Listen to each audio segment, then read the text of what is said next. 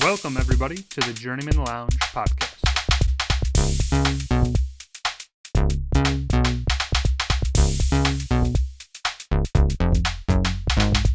You better be praying to God because, you're 14 and losses in a row. You're going to need Jesus.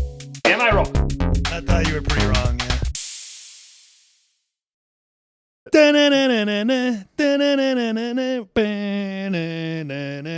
All right, guys, come in hot today. Journeymen Lounge podcast. Welcome, listeners. Welcome, friends. We're going to start off. We got the Goodfellas review coming, but first we're going to start with a little NBA trade talk. That's why I was doing the NBA on NBC thing. It was good. That was good. I mean, if you have ears, you definitely know what you're going for. For the record, it was like the greatest TV sports theme I think maybe ever. I don't know. They need to bring it back. Anyway. Yeah, they kind of ruined it. So let's get into it with the big time trades at the deadline that happened. We're going to go over a couple at least, especially we want to start Bulls or Luka. Okay. To me, I mean, that's the Luka trade to the Lakers is one of the biggest trades I think in all of the NBA. Now, granted, there's a couple other ones that I can't. It's literally the craziest trades. I'm thinking of there's been times that other guys have been traded, but never at their prime, and big names being traded, but not in this capacity. The only thing that I could ever think of that would come close to this, which is not a trade, well, it ended up being a trade, but it was more of a signing, which was Shaq to the Lakers, leaving the Magic after his fourth season. It's kind of like what this is, literally the same team going to the Lakers. But what a horrible fucking trade. I don't know what the fuck they're thinking. If we're just going to get into it. Yeah, let's get right into it. It's just if you're going to trade Luka, first of all, why would you trade Luka? He's 25. He just went to the finals last year. He's been incredible in the league for 7 years.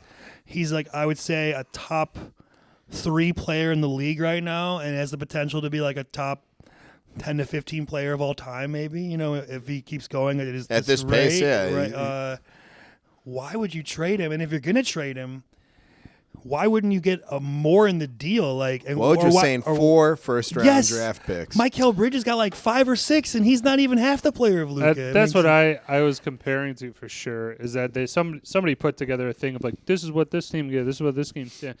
And it's such an undervalue of a guy that I'm this guy is the face of your franchise. Now, without a doubt, I'm calling it, is that this is one of those things that if Luka starts to win championships, your franchise is going to be always a knife right in the kidneys of just this is what you let go. Dude. Especially if Luka gets a couple with the Lakers, then goes somewhere else and then wins a couple. You're going to continue to make the Mavs look fucking stupid for the rest of time.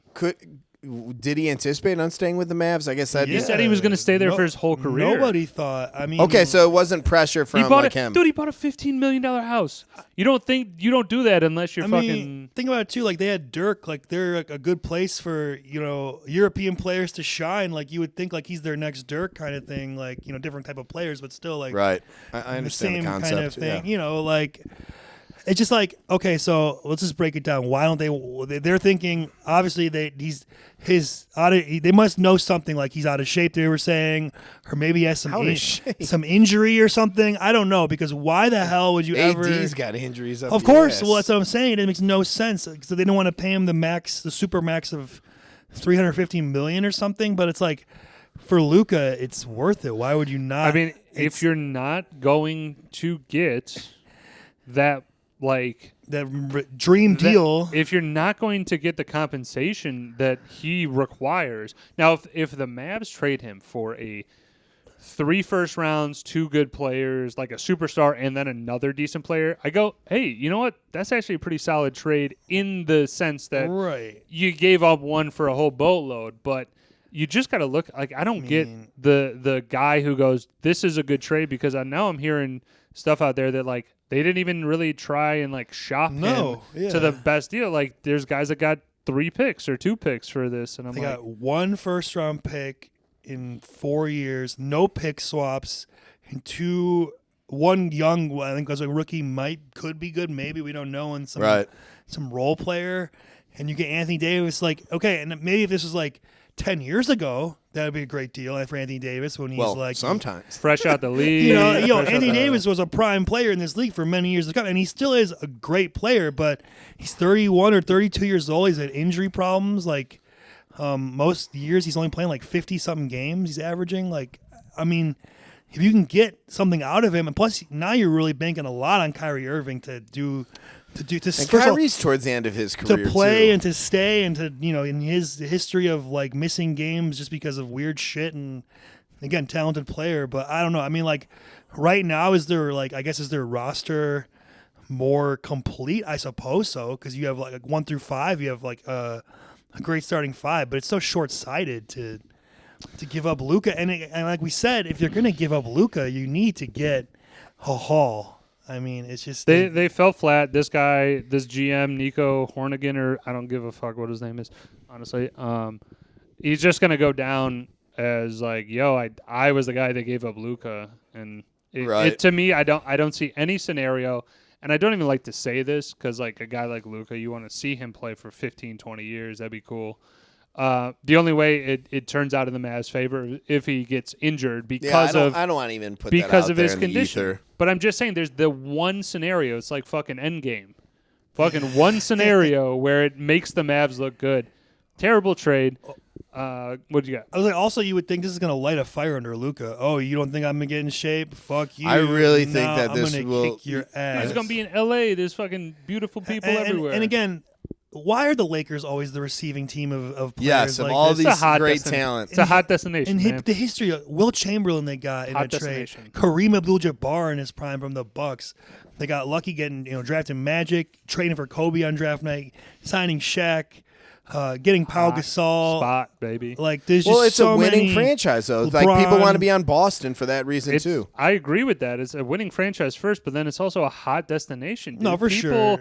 There's an appeal to Being Los in LA, Angeles in just the fact that everything is fucking flashing lights. Kanye said it best. And now Luka's just going to be the next Laker great. The next guy, they have so many players in their history of the franchise. That's ridiculous.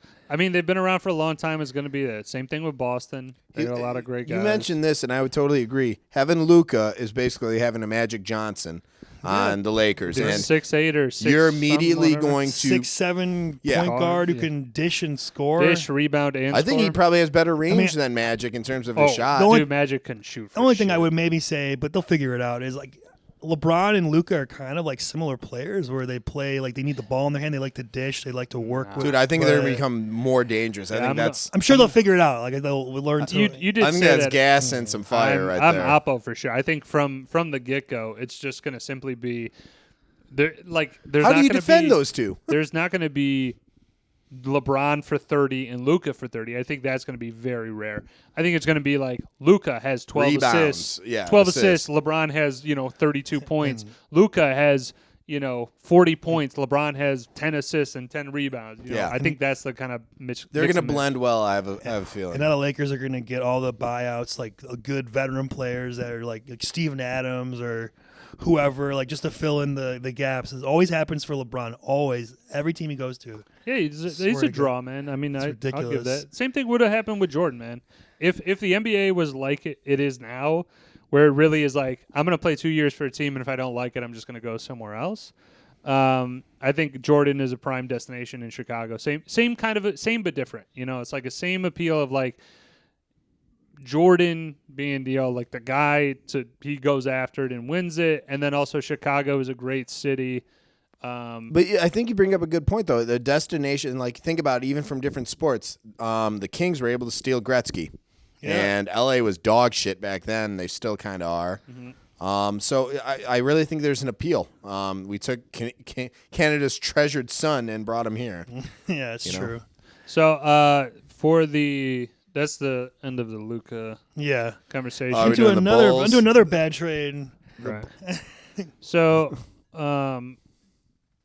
it's not a good trade in terms of the compensation they got for Zach LaVine. Terrible trade. It's another 3-way trade in which De'Aaron Fox went to the Spurs, LaVine to the Kings, and then and the Kings got like first-round picks, like 3 first-round picks. And we got 3 players from the Spurs. And we got Zach Collins, some guy. Trey. Kevin Herter, who's like the big part of the deal, who's like a role player at best, like a 3-point shooter.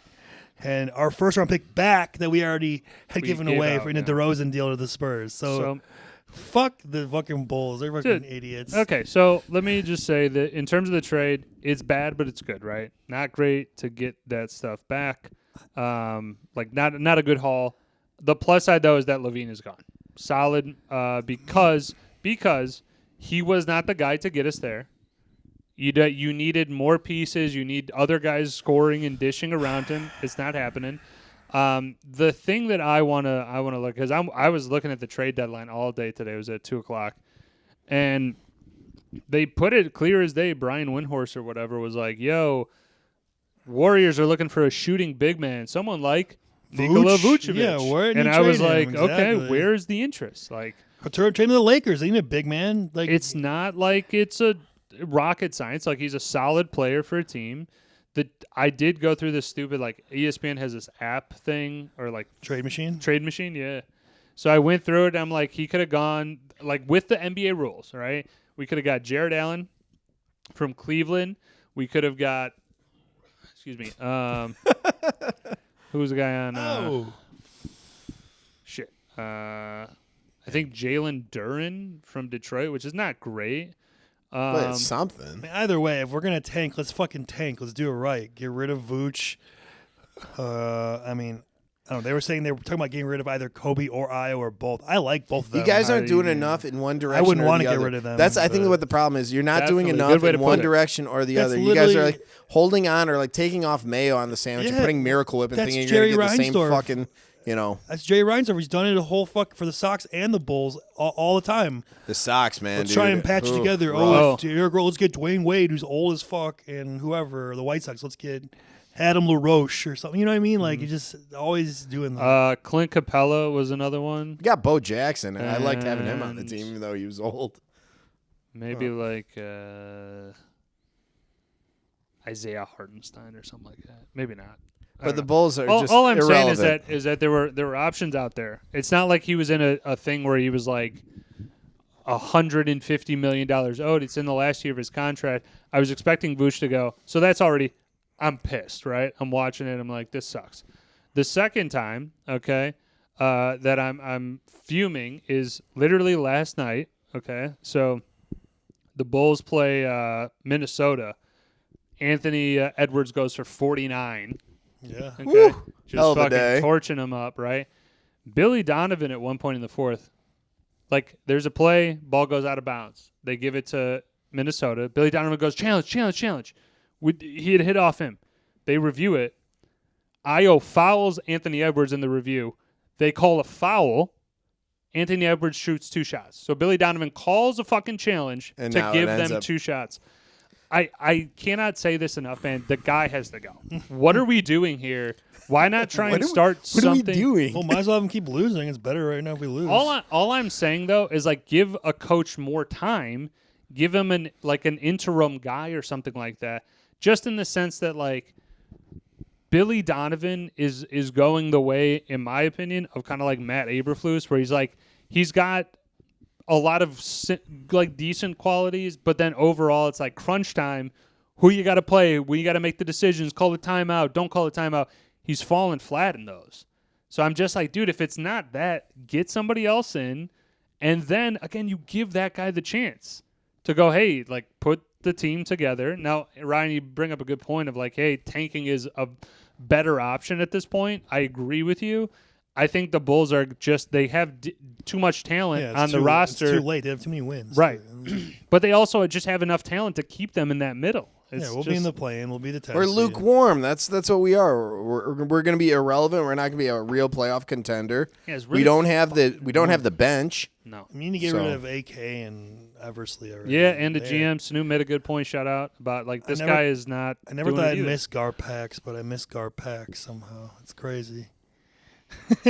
Yeah, I mean, dude, the Bulls are. I was telling Bobby, I am definitely. I gotta tune out the The games, I'm not gonna like make an effort to really watch them anymore. Like it's just to me, it's like it's. Well, not, you can't even do it anyway if you don't have cable. Like I mean, I got cable. That's yeah, what they don't have a streaming. Or they have a streaming, but it's like ridiculously expensive. All I'm saying is that like I never thought it would get to this point where I'm like I don't enjoy watching the Bulls now.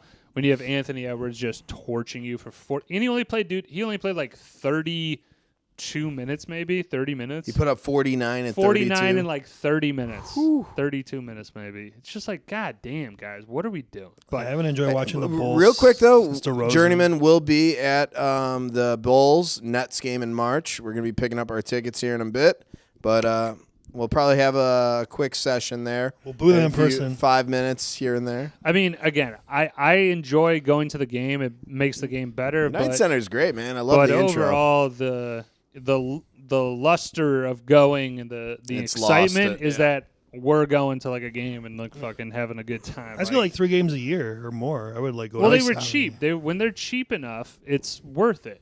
Yeah. But when I went 2 years ago or something like that, or last year with Kyle maybe, in the upper fucking seats for Sacramento was like, and granted Sacramento was all right, but it was like $50 a ticket. I was like, God. That's kind of be ballpark of where we're shooting for this one, even though it's against the Nets. Inflation just rises the tickets every year anyway. But I'm just saying, I was like, they're not doing that great, and it's $50 for the worst seat in the house. Yeah, it's ridiculous. So all right, let's switch off of the Bulls. I just want to make a passing comment here as like. I'm wearing a Bears jersey, so Virginia McCaskey died today. Oh, yeah, I saw that.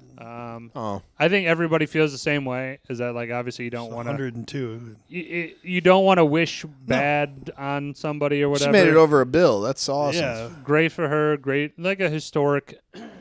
Honestly, a historic end to kind of like that. Surprised she made it so long, honestly. 102, that's that so story, long. though, because it was George Halas and then gave the team to Virginia... Or not, I mean, like, it trickled down to her, and she's the last, I thought, remaining. Well, her kids are going to take over, She's though. the last daughter, though, right? The last owner of the immediate Halas family. So it's a passing of a torch here, but I'm pumped, man. Bears are giving me life, though. I mean, we got Ben Johnson. Dude, optimism, man. For the first time, we got a second-year quarterback. Glimmer of hope. Hey, guys. We don't suck that bad right now. We're living on the high path here, but we'll see. I hope so. Let's revisit this pod. Upward trajectory. The McCaskey family still owns a team, exactly. though. So like I said, it's until someone else owns them. And it wasn't like Virginia was making those decisions in her back office.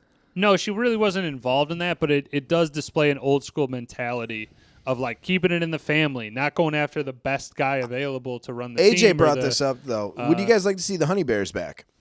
The fuck is a Honey Bears? Cheerleaders. Yeah. They used to exist. Could not care less. Oh. I would say yes. I don't care, but I mean yes. That'd be fun. Yes. I vote yes, but I don't. It was a storied tradition and then just got axed. More women, more butter. All right, we got anything else here? No, let's put a bow on this and get started so on her. Yeah, we'll do a quick break. But we'll be back. Okay.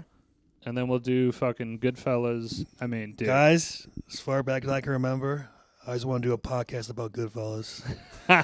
So let's do it. All right, let's do it, That man. was excellent. Oh, yeah.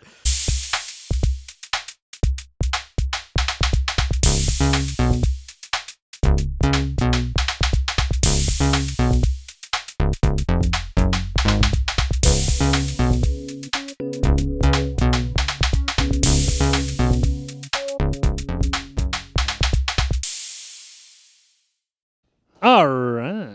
So we're back, baby. Shooter reference. We're back, baby. You pieces of shit like you for breakfast. We're getting right into the thing that we missed, which is a pretty big event, the Super Bowl, or the big championship game. I don't care. We don't reach enough. I care a little There's bit. There's a copyright thing with the Super Bowl. Right. I don't care. You can refer to it as Super Bowl. I don't care. care. The big game. There it is. The big game. We can't even if we're talking about it. No. It's technically, if you're going to like try and make IP. money off of it, you can't say that. It's a weird thing. It's ridiculous. I don't the Eagles care. versus the Chiefs this Sunday. Eagles versus the Chiefs. Let's in just the big game. In NOLA. Let's just go real quick. Who you got to win? I'm gonna say it. Kansas City. They're probably gonna win. I want the Eagles to win, but it'll probably be Kansas City. I'm going Philly. Philly. And I think I can kind of echo the entire panel here in saying that who gives a shit? I'll be at work. I'll be busy as fuck. To me, well, that's a good point. Making money, making dollars. To me, it's another installment of like these teams have been in it for the last multiple years. 2 years ago was the same fucking matchup. I just want to see some new blood injected in there. But it's just more of the hatred of just like the Chiefs in general.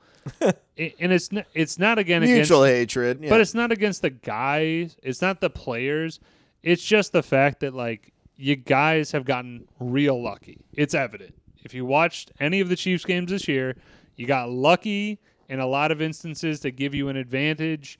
I don't like that that's how they're here. So in my, even though I picked them, I'm riding the luck. I'm going, there's going to be another thing that happens. Or honestly, what I'm thinking is that because those guys think, oh, if I touch Mahomes, it's a 15-yard penalty, maybe they're going to back up a little bit. Maybe Mahomes can break a tackle or something like that. They're going to, touch him. You know what? That's a valid point. I'm riding the lightning of the Chiefs are probably going to get another BS call. Everybody's going to complain about it for fucking 2 weeks. It's the MO. Watch that. Yep. But that's my take. I don't have too much into it. I would like to see a good game. I'm always a football enthusiast.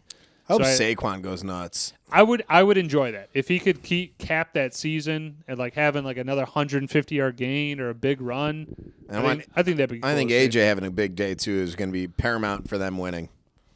They really need AJ to step up. If the Eagles can toss the ball against the blitz, it's going to be. It's got to go to him. It's going to be over again in the first half. Just run Saquon. Or put it up the middle. Let him blitz. Well, you can only run Saquon so many times. But James Cook was kicking their ass. Saquon's better than James Cook. I mean that doesn't equate to jack shit though. Well, should if they should. The Bills you run the ball down their throat. Should have ran him more, and they kept doing this stupid QB sneak bullshit.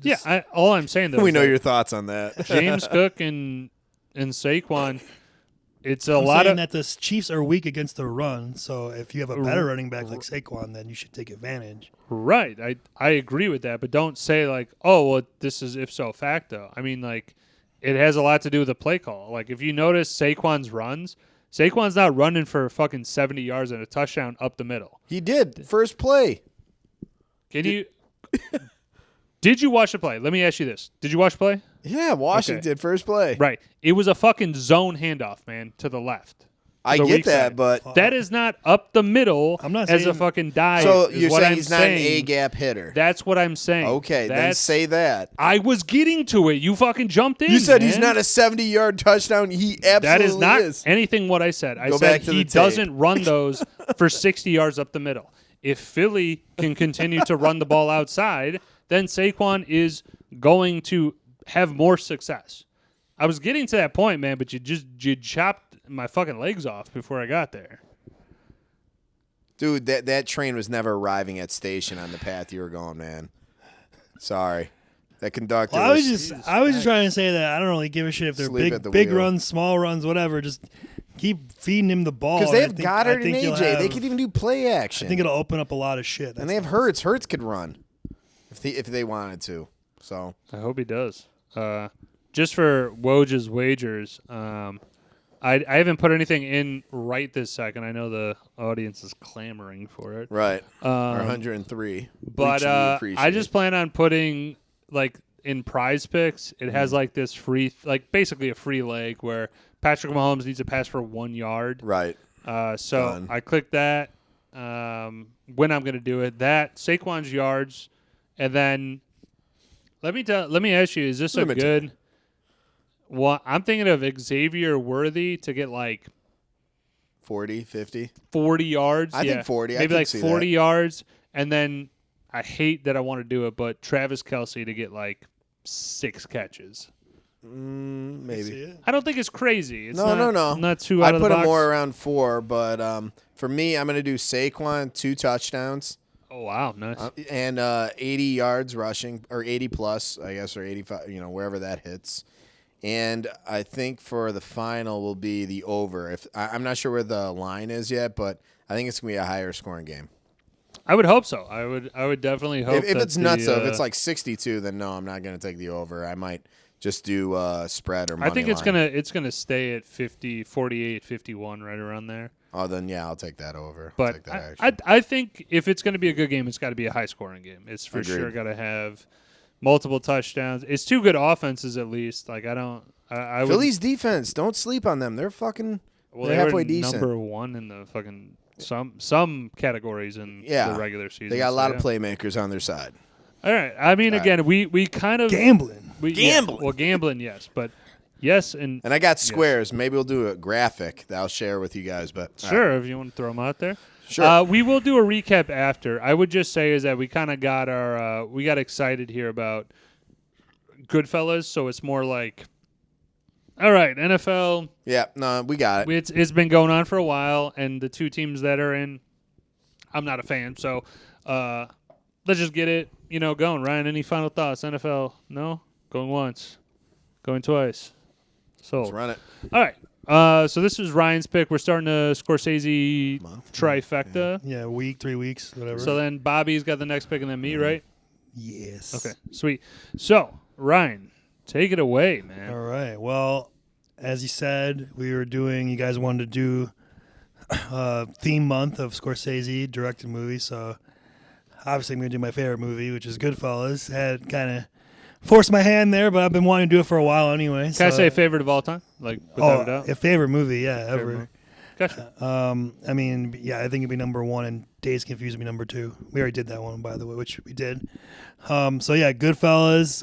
It was obviously it's directed by Martin Scorsese. It was released in 1990, based off of the book Wise Guy from Nicholas Pileggi, and stars Robert De Niro, Ray Liotta, Joe Pesci, Lorraine Bracco, Paul Sorvino, and it's about the life of one specific.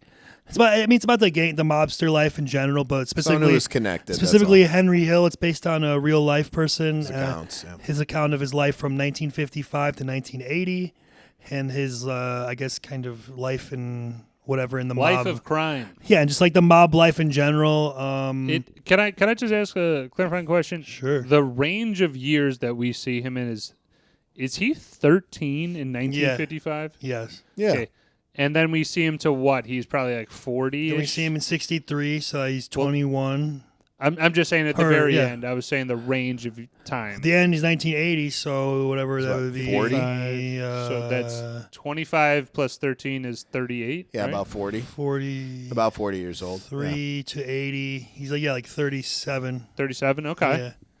I'm sorry. I just I put No, in my it's notes fair. of No, we need to break this how down. old is he in this time? All right, This go is ahead. chronologically a huge movie in sense of time span. This was released in September of 1990 at a budget of 25 mil, made 47.1 mil.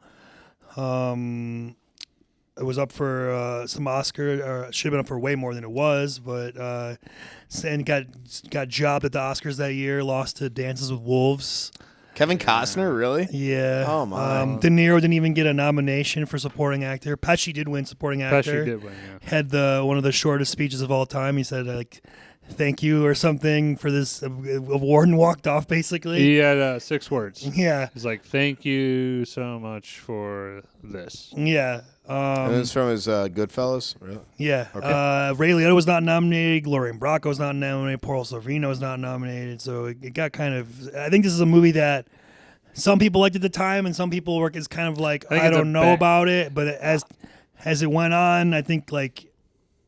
people are like, how the hell did this not win all these, more shit than it did, I would say. Case in point of why Oscars to me is not a barometer of like, this movie is great. Like Grammys, too, right? Because anyone could get a Grammy. I mean, I could throw something together, probably pop a Grammy. Two different things. Did not say that. I'm glad we're in agreement. Thank you. We're not in agreement. It's like a sandpaper hour all fucking over again. Anyway. Back to Goodfellas, not that bullshit. So let's just start with Love this movie our too. personal So experiences with the movie. Whoever would like to. I'd like to jump off go first. ahead. So, I saw this movie when I had to have been, I want to say like 7 or 8. So I was a young boy. So maybe probably the graphic, nature of the film. But I saw when I was at my grandfather's, I was down, like he had lived in Park Ridge near Des Plaines, and we had Shout out.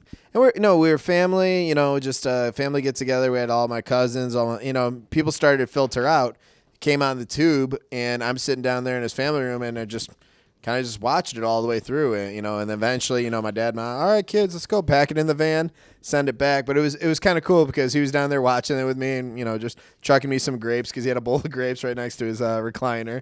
I was like, yo, toss me some, Classic family after party but he was movie. fine with it, even though I was like 9 or 10 or at something like I was a young man at the time. So right, a young lad. Yep, that was mine. Loved it. Woj. Day one. This one came out before I was born, so obviously didn't see it then. Kind of saw it on TV. Obviously, it definitely made its round. It still does. It's definitely one of the longer 10 years of movies that continually are on TV, even though they really shouldn't be. The R rating is I'm sure they edited integral it down. to the movie. Yeah, it really. But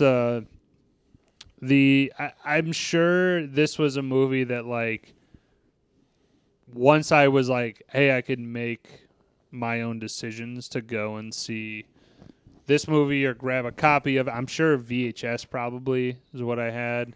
I know I have the DVD, but I mean, it's just one of those movies that I like found and I like not found, but like saw it on TV, saw it on the R rating on the DVD, and I was like, oh my God, this is so much better. Like, this is the greatest. And so maybe like, I would say like 15, 16, something like that.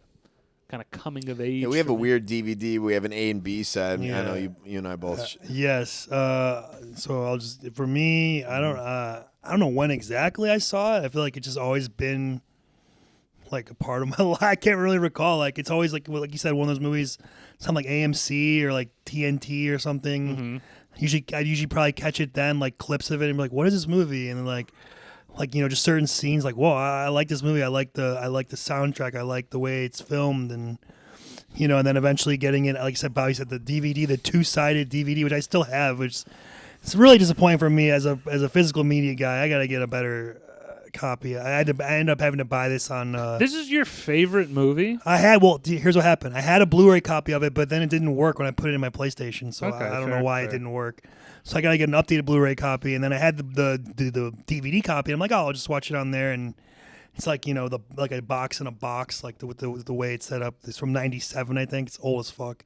And like Bobby said, during about the hour and a half mark, you have to flip the DVD over. Right, it was right where Karen goes to the apartment. Yep. Rossi. Anyway, there's a whore. There's a whore to our Janice Rossi. Anyway, so yeah, eventually, I don't know. Just over time, I would say maybe by junior high or high school, probably. Certainly after high school, like it just became like, I don't know, like I love this movie, my favorite movie, where I would watch it at least once, if not multiple times a year, and I don't know how many times I've seen it, 50 times, 100 times, I have no idea, but it's just it's my favorite movie of all time. I think it has all the elements, where the perfect director, the perfect cast and writing, the way it's filmed, like the crash zooms, the music ties in so seamlessly with, like, sometimes it's just like the background, it's setting the scene, and sometimes it's more of an important, almost like a character in the scene, where like Jimmy's smoking and it's playing Deep Purple, and he's like thinking about killing Maury. I don't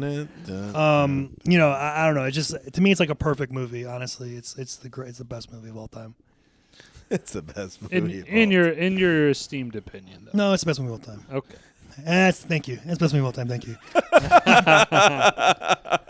I love it. Works both ways. I know it does. So I guess I would just say, let me check my notes here. So I have like a shitload of notes here. This guy literally has probably put 6 hours worth of research into this. More than that, yeah. So guys, this is quality information that you're receiving. Let's just put it on blast right now. I guess he is our movie guy. You are our movie guy. Do you guys think this is his best, Martin Scorsese's best movie? It's up there. Obviously, I do. But is it your favorite Martin Scorsese movie? Is my question to you. Man, if it's not, it's okay. You know what? For me, it probably is his favorite, but there's ones that are in second that are really close seconds. Okay. Well, for you, Woj? I'm gonna go with. I know you like The Departed and whatever. I'm gonna go with no.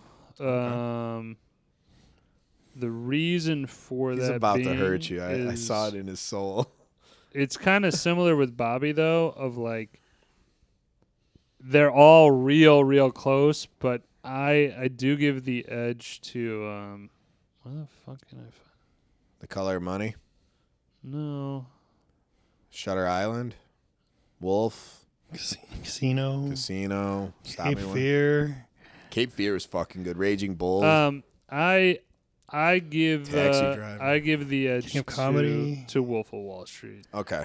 Okay, that's fine. That's my second favorite, but To me, it's definitely more of like at the time that I saw it. Like Goodfellas, I think if I was 18 and I saw Goodfellas when it came out, I think I would have been. You're right. Maybe I would have there's- been a slick back hair, wearing a chain type of guy. I think that would have been my whole persona. Wolf of Wall Street just came out in a great time where you're like, oh, for sure. you're like, this fucking movie is just balls to the wall. Can I just say, Wolf of Wall Street's also one of my all-time favorite movies, and is a close second to Goodfellas. I think it's honestly like Goodfellas, like reincarnated instead of like instead of mobsters, it's like stock guys and shady businessmen. It's the same grit, but it's the same kind of setup. Different, yeah.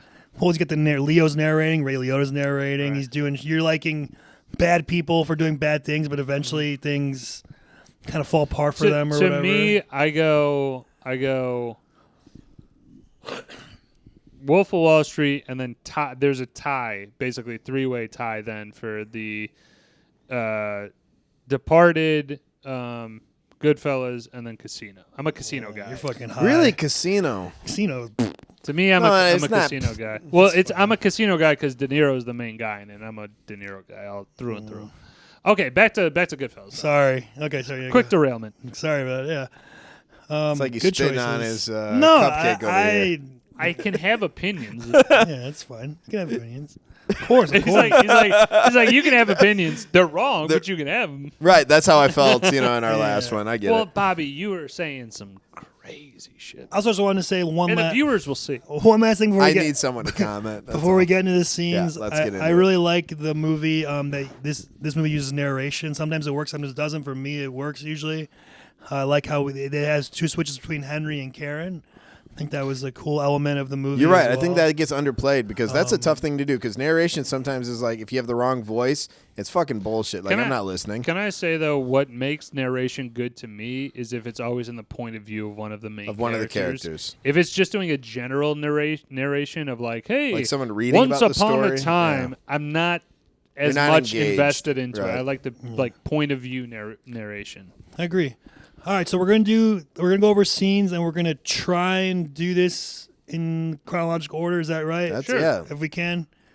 So I have it. We want to go from basically. We're gonna start with the beginning, which is young Henry. Then we'll go just Sure, game plan. yeah. Then we'll go to 1963 when we see Ray Liotta the first time. Then we'll go to the June 11th, 1970, which is the Bats. You just say this era, and then if I say a wrong scene, then just let me know. All right. No, I got him. Don't So let's worry. go. Let's start. Okay, so Start the us off. starting point. Great start to the movie. I like how it starts in the middle of the movie and works its way to the beginning, and then works its way back to the middle. That's a cool way of writing or directing. And that was in whoever. 1990. They do that a lot more often. Well, now it's because Goodfellas. almost like the Well, standard. it's because Goodfellas did. They're trying to be a lot like Right. Goodfellas. It's like So hats But off. so it them. starts off with them driving in the car, and Hearing a they thump hear a in the thump, trunk. and we wind up seeing that it's Bats. We don't know Bats yet, but it's Bats in the trunk who's been beaten. They thought he was dead, and he's not. And Stabbed. and then they start stabbing him, shooting him, and then it crashed to zoom to Henry's face. As far back as I can remember, I always wanted to be a gangster, and then Rags to Riches kicks in, and or the credits kick in, and then Rags Yep. to Riches, yeah, and then boom, we're already like, I think we're starting off hot at that point. Like this movie, like to me, like It had tempo, yeah. it gets you into it like right away, and I like the way they did that, where they just didn't start. You know at what? the I beginning. didn't even think of that. That is an excellent way of kind of drawing the because you want to know, like, Dude. how'd this happen? How'd they get to this point? And then we're gonna come back Yeah, to Ray it. Liotta come over. You know what it is, man, is that Scorsese does a great job of like in this movie. Yeah. pauses in on people's face. A lot of does this still of like freezing. a freezing of a thing. and I think it gives people like a second to think about stuff of going like, as soon as you see that, I can distinctly remember going like, you see that and you go like, holy shit. Okay, why was he like you start to like think about the movie. Hey, why was he in the trunk? Who was he in the trunk? You know, what's going on right now? Like, this is how they're starting. And as you said, as Bobby said, many things have copied this way of doing it. For example, Breaking Bad, format, yeah. Right. copied. That's why I loved it too. I'm like, oh shit, how the hell did this dude get to this point? I got to watch to find out, right? You know what I'm saying? Mm-hmm. No, but you they mentioned do this multiple times. Sure. For a scene, for the still scene, I think right out of the gate, because we were talking about the earlier years, is you have a car lot full of caddies, Lincolns. Yeah. Torch, you have a huge bomb go off because he put gas on all of them and then torches. So then they had the still of him running away, and then you have the fire in the background. I was Classic. like, dude, Classic. that I was blown away by that. What a great opportunity! Absolutely. I mean, just to go off of that, the scenes of Henry Hill living his life, like he's living the best life. He's like going like, the one day the kids grabbed my mother's groceries and took walked them all home. Out of respect. Yeah, and he was doing that whole like, hey, this is the greatest time. I can fucking do whatever. I'm driving Cadillacs at There's 13. a big arch to the story. I like that. That was just like one of my favorite parts of those opening scenes. Is just like him, kind of like barely looking over a Cadillac just wheel. but like just being like a kid where like it's like, hey man, you're doing all the fun shit. You're blowing shit up. You're, running away from cops and stuff. I love how too we see like. The guy they got to play young Henry looks like it could be Ray Liotta growing up. I think it was a great casting. Should I save it for a picking it? You have a picking it? Should I save it for a save picking it? Save it. Save it. We'll save it. We'll save it. I also like young Tommy. I think they did a great job with both those guys where Agreed. I could see them becoming the actor they're portraying. Agreed. No, yeah. The only one, honestly, that I think we better would be like in A Bronx Tale, which is like De Niro's son in that movie. Looks like the kid looks like he would grow up to be like look like De Niro. Cologio, yeah, exactly. As far as young Henry goes, I love the part where he gets the suit and he's like, your mom's like, you look like a gangster. How are my shoes, ma? Look at my shoes. And then aren't they great? I love the old feel of the. They show him like Tootie and Paulie and like how they run the neighborhood, and you got a young Tony Sirico in there as one of the gangsters. I love R.I.P. Man, this guy was great. Yep. The part where they Henry gets in trouble for the not showing up to school, and his dad whips his like, you've been here in months, and then beats him senseless with the belt. They end up staking out the mailman and throw him in the pizza oven. Are you saying you like that scene, or you just? I'm saying I like how it sets up there. It sets up the scene with the mailman about to go into the fucking oven. Okay, right. I get that. Sorry. You're throwing me off, man. What the fuck, I'm bro? not gonna lie. You just said that, so you're like, I really love this scene. Yeah, it's an awesome scene. He's fucking intense. Been months. Hold on, can I drop in on the scene? So he starts this gig over across the street at Booties. And this is in the Bronx too, right? That's the borough that they're in. Okay, so. But he's across the street, and then he finally sees violence for the first time. And I like how Tootie's saying, "Look at this asshole!" Like he's like, "We got to make you more of a man." We wasted 8 fucking aprons on. And I kind of agree with Tootie. It's like you don't bring your fucking troubles back here. We're trying to run a legitimate place of business. You get your shit, taken care of. Well, I'm not gonna lie. I do think though that like if you didn't shoot the guy yourself in there. And you just were like, hey, a guy who got shot ran up on our street, then you can kind of plead like hey, I don't know this. It's fucking called guy. Unwanted attention. So I Very agree with true, Tootie. But it's like hey, fucker, you could bleed out like in the back alley. It can't connect back to you. Oh shit, the coats are coming out. You're not. The fucking heat isn't even on. I got a hat on my head. Generating a lot of heat here, gentlemen. That's right. No, but I think that scene where you see him almost taken back a little bit. You see a guy coming in holding a gun wound and blood starting like pouring out of him. And I think that was that realization because Henry Hill, even when there was violent parts, he doesn't really act in a violent way. He's not a violent character. I mean, besides when he beat up the guy who was harassing Karen. Okay, like I said, I think that was more out of revenge, anger, but you don't see him like joining in when they're killing bats. They don't see him pulling a gun on someone. I would say what I think you're saying is more of like he'll do it for a job, but he's not like a sociopath or like a psycho. Yeah, he's not an aggressive person, I think, at his core. He's not like Tommy where he gets joy out of it necessarily. Right, no, exactly. I think there has to be a type of... You got to have a personality to be in that Like lifestyle. Jimmy and Tommy are more like Jimmy and Tommy, crazy. I think, really fit that mold. Yeah. But I think Henry, he plays enough into it where it doesn't create any suspicion. Like he's down, but don't ask him. Like you said, even that one scene, don't ask him to do things that it's the first time he made me. Yeah. So. I like how we see too. Paulie doesn't take calls directly or talk to anybody. Always secondhand. He's no like, phone. Shows that he's a cautious guy and like Paulie Cicero, played by Paul Sorvino. Yes, sir. One of my favorite actors of all time.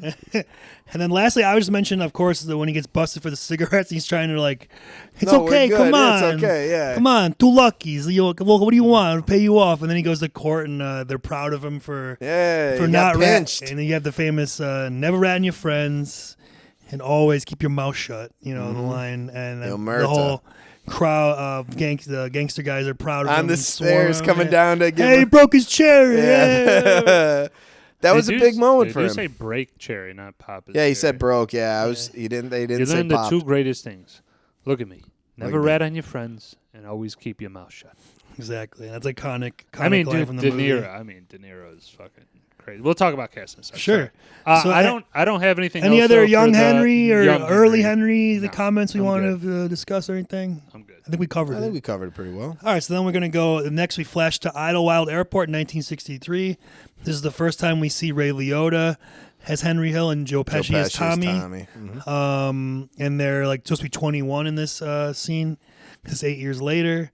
So let's go from there. Anything before Bats? Anything before? I'm saying the cinematic shot of them being introduced, like you have the airport in the background. They're chilling up against the 19 the diner sign, the diner, the 50 style, the car that they're leaning on, and they do look younger. So let's say, like for production purposes, for casting, they made them look younger than they did later on in the film. So good job on them in terms of aging them, making them. Mm-hmm. Yes, yes, sir. And I like that one. Go ahead. You want me to go? I will go with one. I forgot to mention in the last scene, but the slow or the younger years, the slow close up of Paulie thinking like it's just Paul Sorvino, and they just kind of pan in.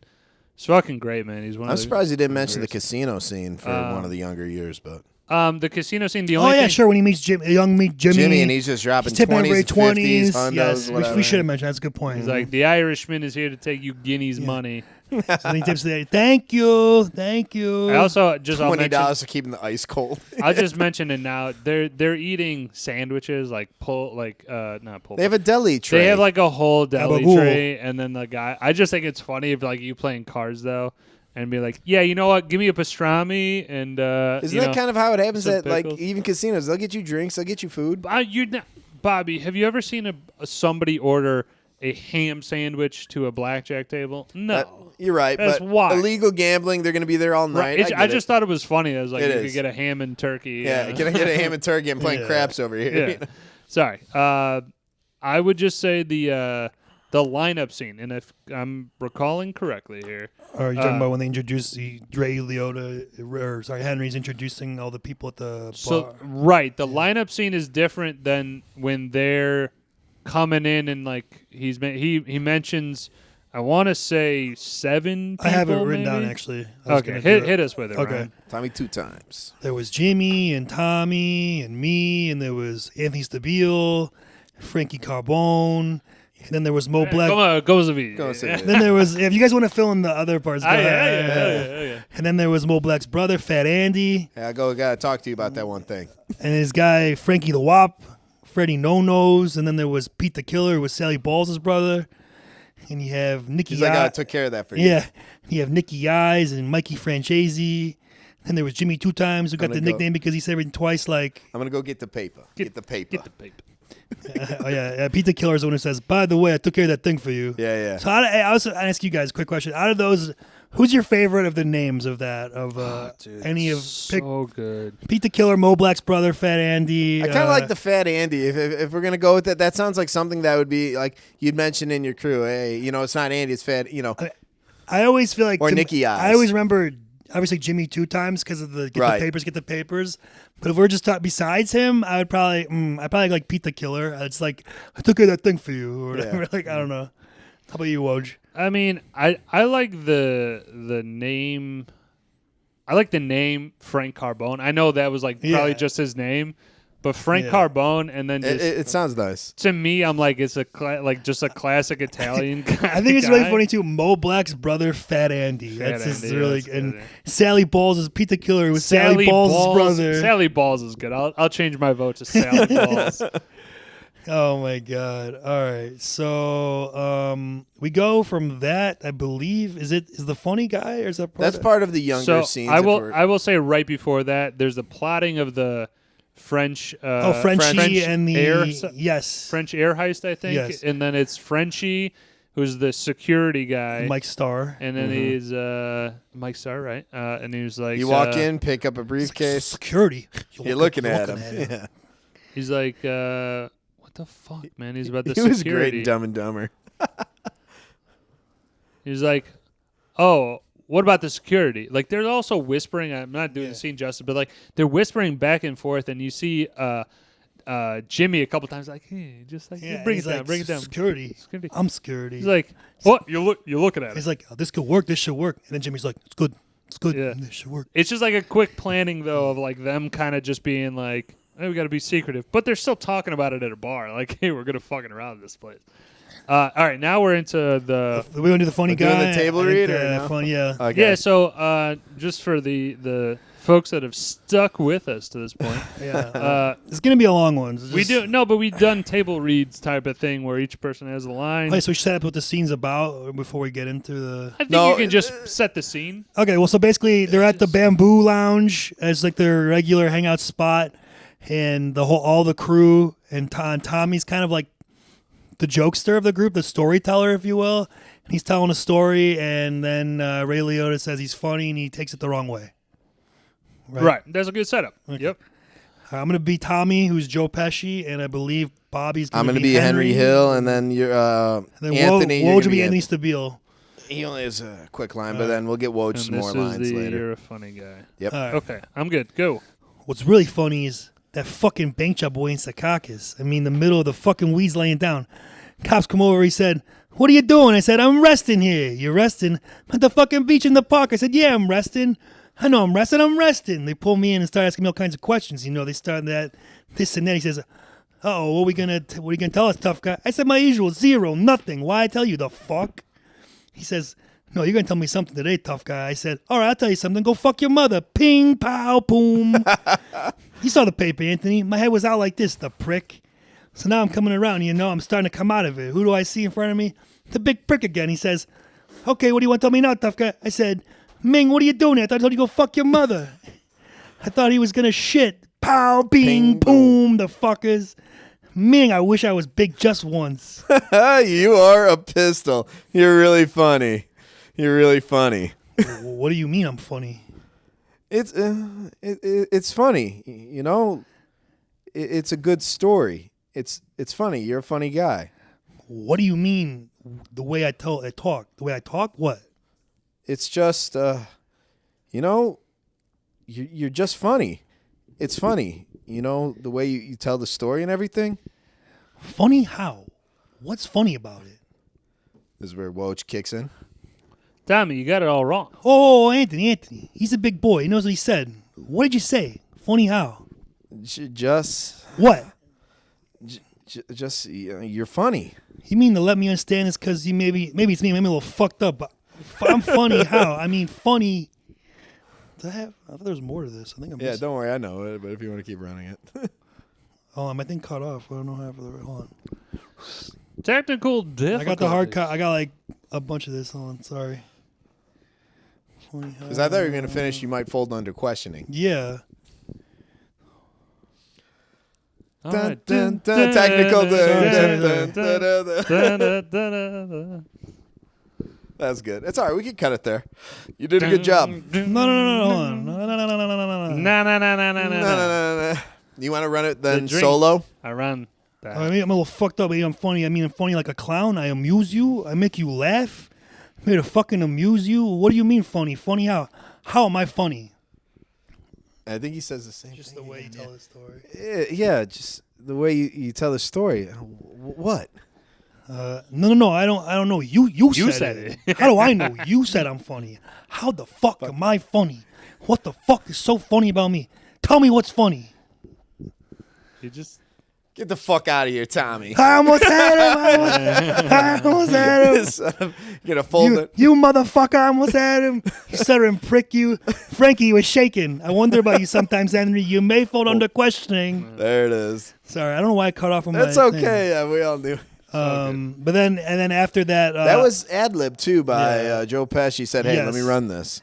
And then I was gonna say, I think it's based off one of his stories that he in real life too. He had something where some said he was funny, and he not exactly, but like the genesis. Yeah, he of was the running story. off of it. Yeah, I get it. see, we started to do a movie review, and he turns into fucking Webster's dictionary. Yeah, the well, genesis of the. He's right with the use of the word. I like it. It's just funny. Come to movies, And then like to continue that scene, Sonny, the owner of the restaurant, like nervously comes over and wants to ask him for the pay.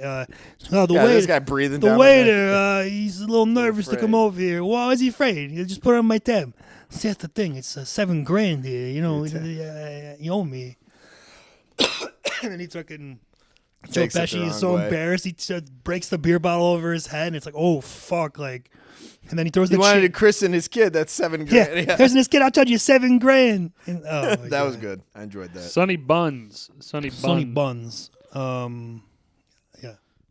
I like pretty much right after that, Paulie takes a part of the Sonny's club. Yes, I was gonna say that. And then they go through like this whole kind of like montage of they use it as a front, but it's it's literally though such a moving machine of like literally they're moving product stuff in the front door, out the back, selling it and it's just like TVs, booze, I believe appliances. they call it busting them out. I believe is like the term. Okay. Which they also do in the Sopranos. Yeah, the you second run up their season line with, of credit and then they torch Davies the place. Sports Store. Yeah. They can't pay him, so you run their business to the ground and use it for all it's worth, and then. And Sonny is paying money to Paulie, which then Henry is just like, business is bad. Fuck you, pay me. Oh, you had a fire? Fuck you, pay me. Place got hit by lightning? Fuck you, pay me. Yeah, and I also love too when he's talking him into owning it, he's like, Tommy's a bad C. What am I supposed to do? Shoot him? Yeah, that wouldn't be a bad idea. His face goes pretty sour quick. I'm just kidding. I know he's your friend and all, but come on, the guy's. It's like putting a silk hat on a pig. I get it. You know anything about the fucking restaurant business? He knows everything about it. I mean, he's in the joint 24 hours a day. I mean, another fucking few minutes he'd be a stool. That's how often he's in there. That was a good one-liner by him. He did a great job for an ancillary character, for what it's worth. Larry Barisi in The Sopranos. It's okay. I didn't have that guy on the thing. Oh, really? But I knew no. I'm saying like I knew he was from the Sopranos. I didn't write him down though. Okay, and then that would lead into. There's also 40 other guys. That would also next lead into Henry and Tommy burning down the bamboo joint, right? With the kerosene, I think. And, kerosene, toilet paper. He's like, he decorating like a Christmas tree. You fucking prick. Like I was like, I don't know. For me, like when I watch this that movie, was funny. Yeah, it's like we're torching the fucking place. There's like obviously like core lines and scenes, but then like every time I watch it, I look for more of like the underrated ones that are like you don't really think of as often. That was like one of them. I thought was pretty funny. Well, I like as they're just talking. So like they lit the place on fire already, which is hilarious. They lit it on fire and then they're just like staking it out to make sure it goes up. Yeah, the whole and like the very first one is like so Tommy's starting to tell Henry about this girl that the he's like seeing. He's like, no, why don't you let me? Yeah, he's like, all right, so I'm seeing this girl and she doesn't go out with Italians alone. And Henry's like, no. He's like, no. The fuck? Who the fuck asked you a question? Let me let me get into it. Do you have the Fuller quote, Ryan? I'm sure I know does. Ryan likes one of those.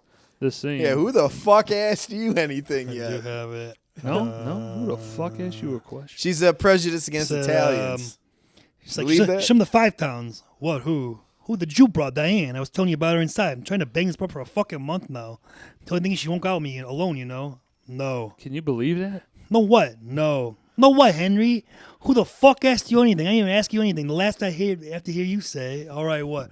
Okay, what? She don't want to go with Italians alone. She's prejudiced against Italians. Can you believe that? This day and age, what the fuck is the world coming to? I can't believe it's prejudice against a Jew broad, prejudice against Italians. Anyway, she'll call me alone unless a girlfriend comes with us. I figured, yeah, you come along and go out with the girlfriend. See, I knew it. I knew it. Yeah. You knew what, Henry? See what? The fuck is wrong with that? When is this? Tomorrow? Tomorrow night. I got that thing with Tootie. You can meet Tootie. You could come early and still go. Tommy, why do you always listen to me? Don't give me that fucking Tommy shit. What the fuck? I do a lot of favors for you. I asked you for Henry. I'm asking you for a favor. I do a lot of fucking favors for you, don't I? Trying to bang this fucking broad. You want to help me out? And then the fucking place starts burning up. He's like, just look at the fuck you did. Yeah, I know. They peel away, and then they finally go on their date. One of my favorite scenes from that era was him chilling outside as an adult, the pizza place or the laundromat or whatever you want to call it. And she comes storming because he blew her off on the second date. They go on the double date, and he's like, she comes pulling up at like 11:30 at night, and all of them are like, oh, this girl yelling at Henry, how dare you? That was a fucking great. That was a great scene. Yeah, I do like the part before that, the Henry and Karen's date, the continuous shot leading in through from the street level down into the club to the front row of. That's the Copa shot. Yeah, the tracking shot. Yep. Yeah, wasn't that right after? That's after that's after their two double dates. That's what I'm saying. Yeah. Sorry, it's right after the double dates, but it's before Billy Bass, right? Yes. Okay. I think that was one of a kind too. That was such a cool scene. That's arguably the most iconic shot of the movie. The whole. Let's just get into it. They tracking the whole time going to the basement of the club. Henry seeing all the guys. Through the kitchen. You two, every time I come here, you two. And they go through the kitchen and they get their own, they cut the whole, everybody's pissed off that they're cutting the line, but the manager's like, what do you want me to do? You'll get a table when you get it. And they get their own table. They bring a table out right in the front just for them. Assemble it. And they get immediately a bottle bought for them by the guy next to them. What a great, and then, of course, to go with that, Then He Kissed Me's playing over it, which, again, I think makes it... that's a good one. That's a good one. Yeah. We'll talk about soundtrack, though. In this soundtrack, he crushed it. That is one of the more iconic use of the soundtracks, as well as the cinematic shots, I believe, in the whole movie, I would say. So, what was the name of the club they went into? Copacabana. That's what I thought, yep. And that leads into the Maury's Wigs commercial, which is a fucking... Hold on, before that, was that... I'm sorry, let me see, before I'm out of order. Was Henny Youngman when the comedian comes Oh, you're on, right. I'm sorry. I did skip that. Yeah, that's when he's saying the jokes, right? Yes. Isn't that with their gumas, though? No, that's what Karen. Oh, it's Karen. That's what Karen twice, because one time is Henny Youngman doing comedy, and then the other one is Bobby Vinton sent them singing, champagne. Except yes. You're right. I did skip that. Except it's his son singing as this crazy little thing. Yes. There. You're right. I just got the one. It's such a bad joke, but it was just such an. Yeah. It's like. Doctor gave the man 6 months. Yeah. The man couldn't pay his bill. Gave him another 6 months. My wife said, take me someplace I've never been before. I said, try the kitchen. My wife keeps finding her way back home. Yeah. Take my wife. Please, no. Take my wife. Yeah. We always go. Just old-timey jokes. No, you're right. So I kind of skipped over. It's kind of Rodney Dangerfield-esque, right? Yeah. Well, Henny Youngman first. Yeah. That actually was Henny Youngman. Yeah, it was. Yeah. I skipped over their kind of few dating scenes. I just kind of chose the Copa one. I think it's good, and then when she's confronting him, there's a good line of like, "Who do you think you are, Frankie Valli?" Frankie Valli, yeah. and then he in his narrating is like, that same guy also in Scarface, the comedian dude, the old dude? Henny Youngman. Yeah, I'm not sure. I remember that one scene because the same kind of concept, like one-liners. I could be wrong. Doesn't matter. We'll Google it. It's a tangent. Anyway, next scene I had was the Maury's Wigs commercial / the visit to Maury's place of business where he sells the wigs. What a fucking dumb and hilarious and he's talking commercial. shit to Jimmy as he's standing and right there. I love that he chokes him out with the phone thing and his wig comes off immediately. I'm like, in the commercial, he jumps in the pool and it stays on somehow. Yeah, there's wind or something hurricane and winds. Then Henry gets a call from an irate Karen, which would lead into the next one where Karen said she got harassed by her neighbor. He tried to touch me. I didn't want it. He pushed me out of the car. And then they go. That's fucking great. They're working on the Corvette, and he walks over there with a. Well, you're right. Henry just walks Saturday over Night with Special and the cracks revolver. him over the head. I think he hits him like 8 or 9 times with the butt of the pistol in the nose. Or the side of the pistol just dropping. Yeah, probably in the side. I also love how the guy, before he comes over, he's like, "You want some fucko? What do you want?" Yeah, I know. He's got fucking attitude. The use of fucko in this movie is a great. There's another quote with fucko. Yeah. I'm good up until Billy Bats. Well, I would just mention you got Henry and Karen's wedding. Really quick. I got a funny thing on that. Karen's all, no offense, Karen worried about the money bag at their own wedding. It's like, Jesus Christ. Like, try to enjoy the moment. I don't know. Well, I mean, it's a lot of money. I mean, the tradition of the Italians is to give them. You think anyone's going to to rob an Italian wedding? Are you that? No, that's the part that she's saying in there. I'm just saying, though, is like, that's easily thousands upon thousands of dollars. I would 50, say, 60 I thought it was grand, funny how Paulie's introducing her to everybody, and everybody's either named Pete, Peter. Paulie, or Marie. Yeah. That was kind of funny. And then I one last one before with Billy Bats, which was after they're married, Karen and her parents are waiting up all night for Henry. Oh, yeah. And his mom is like super like pissed off. And anyway, What kind of man? Yeah. What kind of man stays out to all hours of the night? Who are these people? They're not Jewish. And then Henry, what kind of animal are you? Henry Tommy? he gets home and he's like getting yelled at, and he immediately leaves with Tommy. around. Yes, Henry, what the hell's wrong with you? What the fuck's wrong with these people? Who the hell they think they are? I love that. That was a great banter between them. Yeah, Henry, you're an animal. That's all I had before Billy Bats. I'm good. Let's get to the. So now we're getting to Billy Bats. It's June 11th, 1970, Queens, New York. At the lounge, which is Henry's restaurant. Are we doing the reading? Yes, I we thought are. it was Jimmy's, no? No, that was Henry's. No, it's Henry's. It says is Henry is his place. He Okay. says, yeah. So basically, I'll just set up the scene.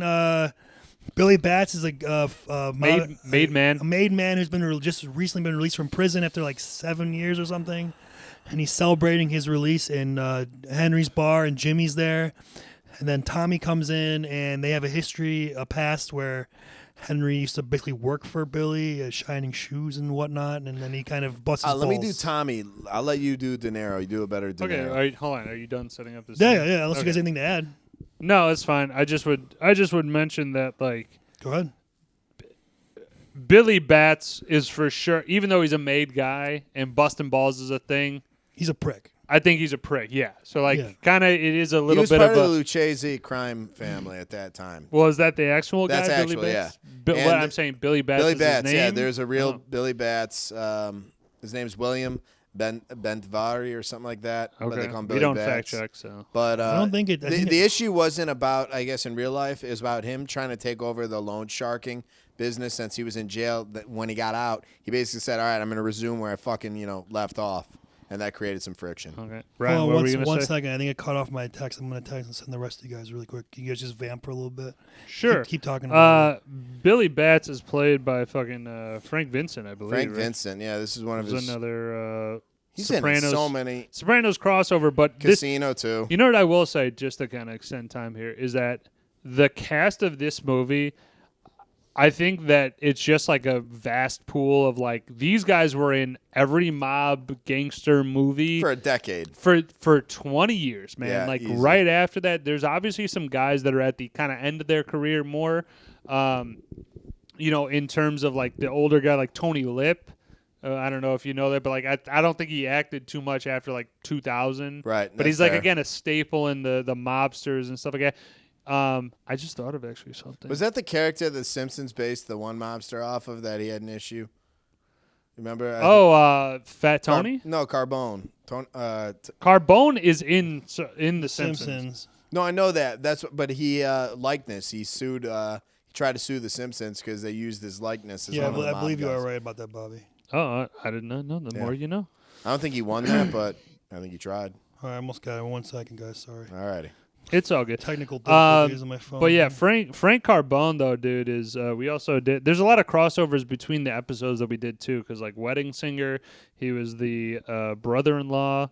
That is, what's his dick? Frank Severo, Frank Severo, as Carbone, and Tony Lip is Frankie the Wop. Tony Darrow was Sonny.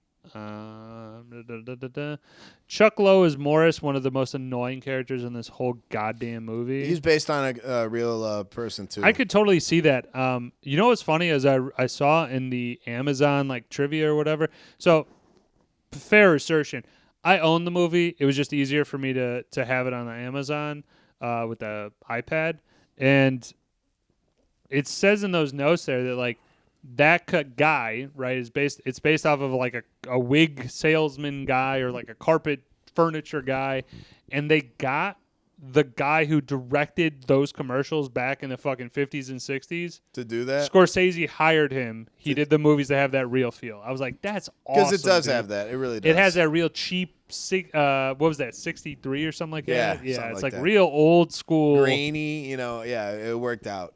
All right, I get it to you guys. Sorry, I texted you like I think it was like 4 more. I broke it up shorter just in case I wouldn't cut it off. Okay. Well, You just switch over when appropriately. not gonna lie, if that's a sign of anything, to get an iPhone phone. Fuck iPhones.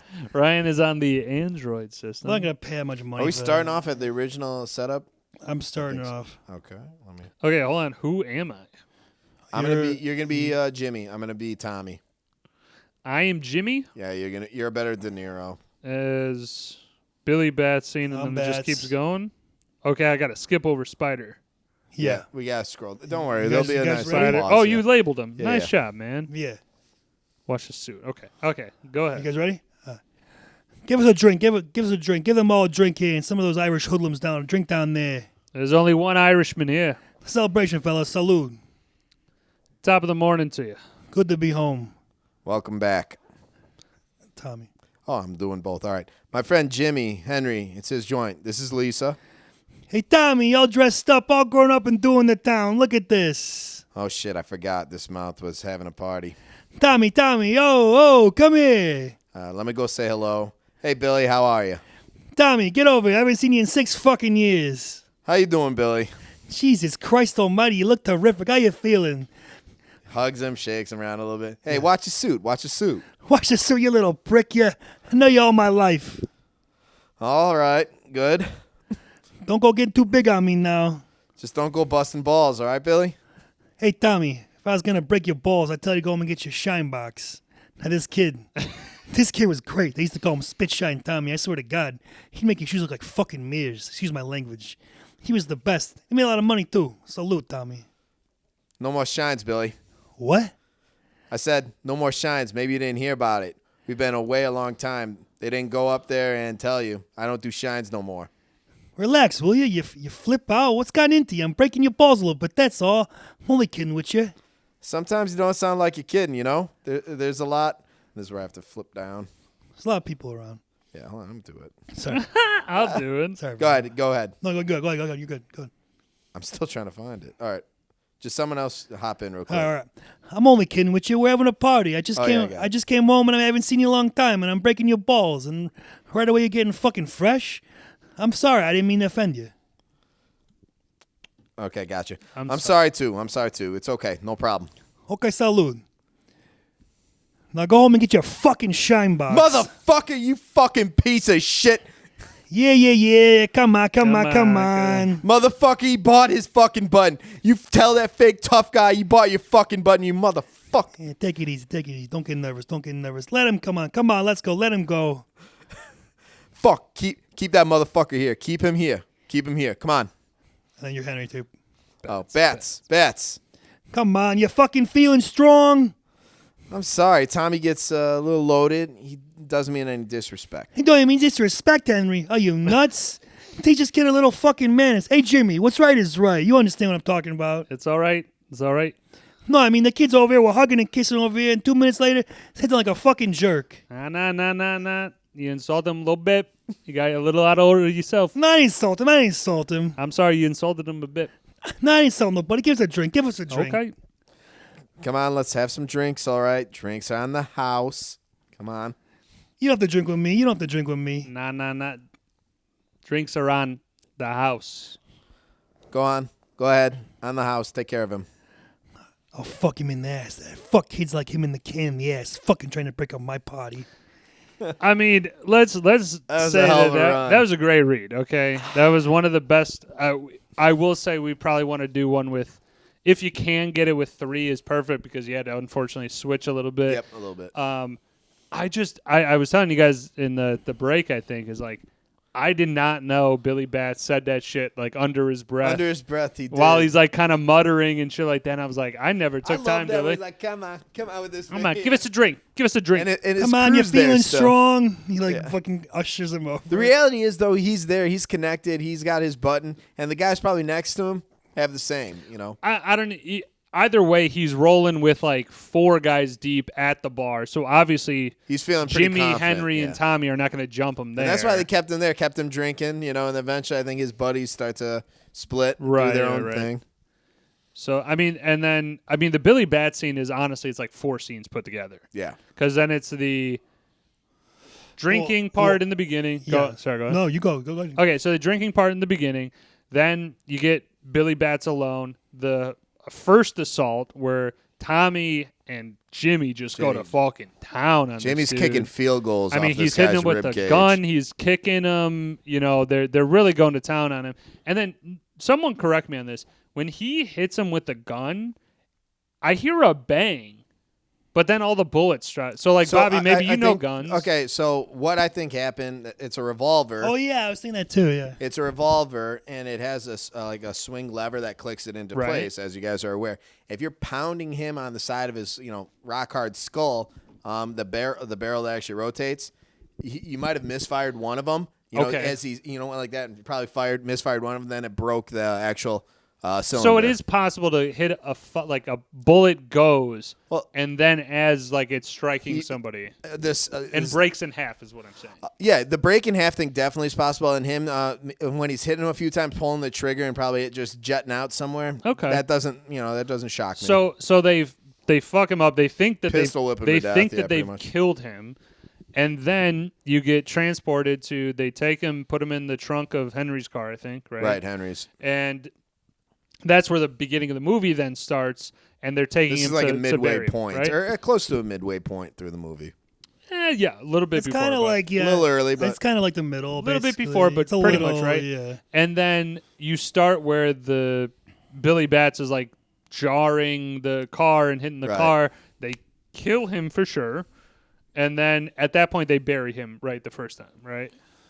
Yes. Okay. Well, they stab him in there and they shoot him again. And I'm sorry, before they get to that point, they do stop at Tommy's mother's place. Which, I would just say, for me personally, from Batts through Tommy's mother's place is like my favorite part of the movie. It's the favorite. It's the best stretch. It was just too much for me to do that scene as well for the table read, but the dinner, the midnight snack. You don't talk so much. It's so iconic and such a great. I can't sleep. No, I'm up, and he just makes him fucking a dinner in the middle of the night.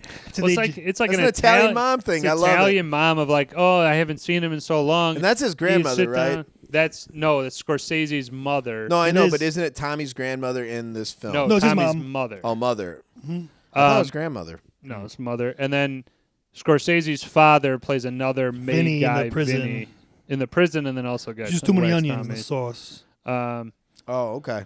And then, so they're talking with the mother, and I just got to add this in.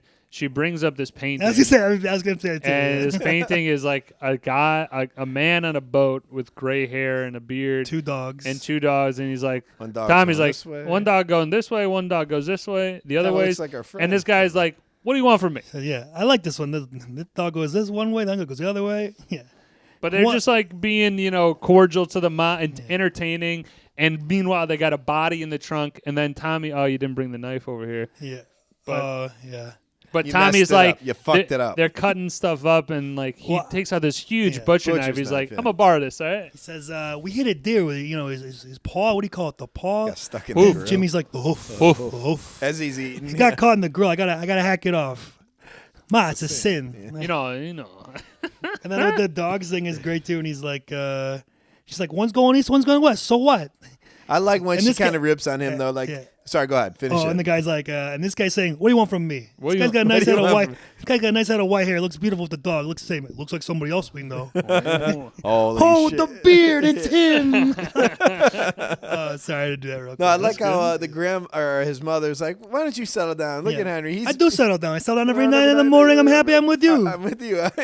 I like that. That was just I felt like such a natural back and forth, like a mom to their son. Like, hey, I want to have grandkids. That scene too, as Woj said, is Scorsese's mom, and they didn't give her any lines. They just basically were like, kind of like Curb Your Enthusiasm, where it's like, okay, here's the scene. Be like, they came home in the middle of the night, and you haven't seen Tommy in a while, and you want to make him dinner. Go. just be a mother. Right. Yeah, there you go. She crushed it. Very natural, and it makes acting. it feels natural. Yeah, very. Yes. Scorsese, man, dude, fucking yes. mint. I mean, there's a reason we're doing a fucking 3-film Yeah, thing. no shit. Could Everything he contribute to touches him. is fucking gold. And this would lead to Friday night is for the girlfriends, Saturday night's for the wives, I believe is the quote. Something like that. Yeah.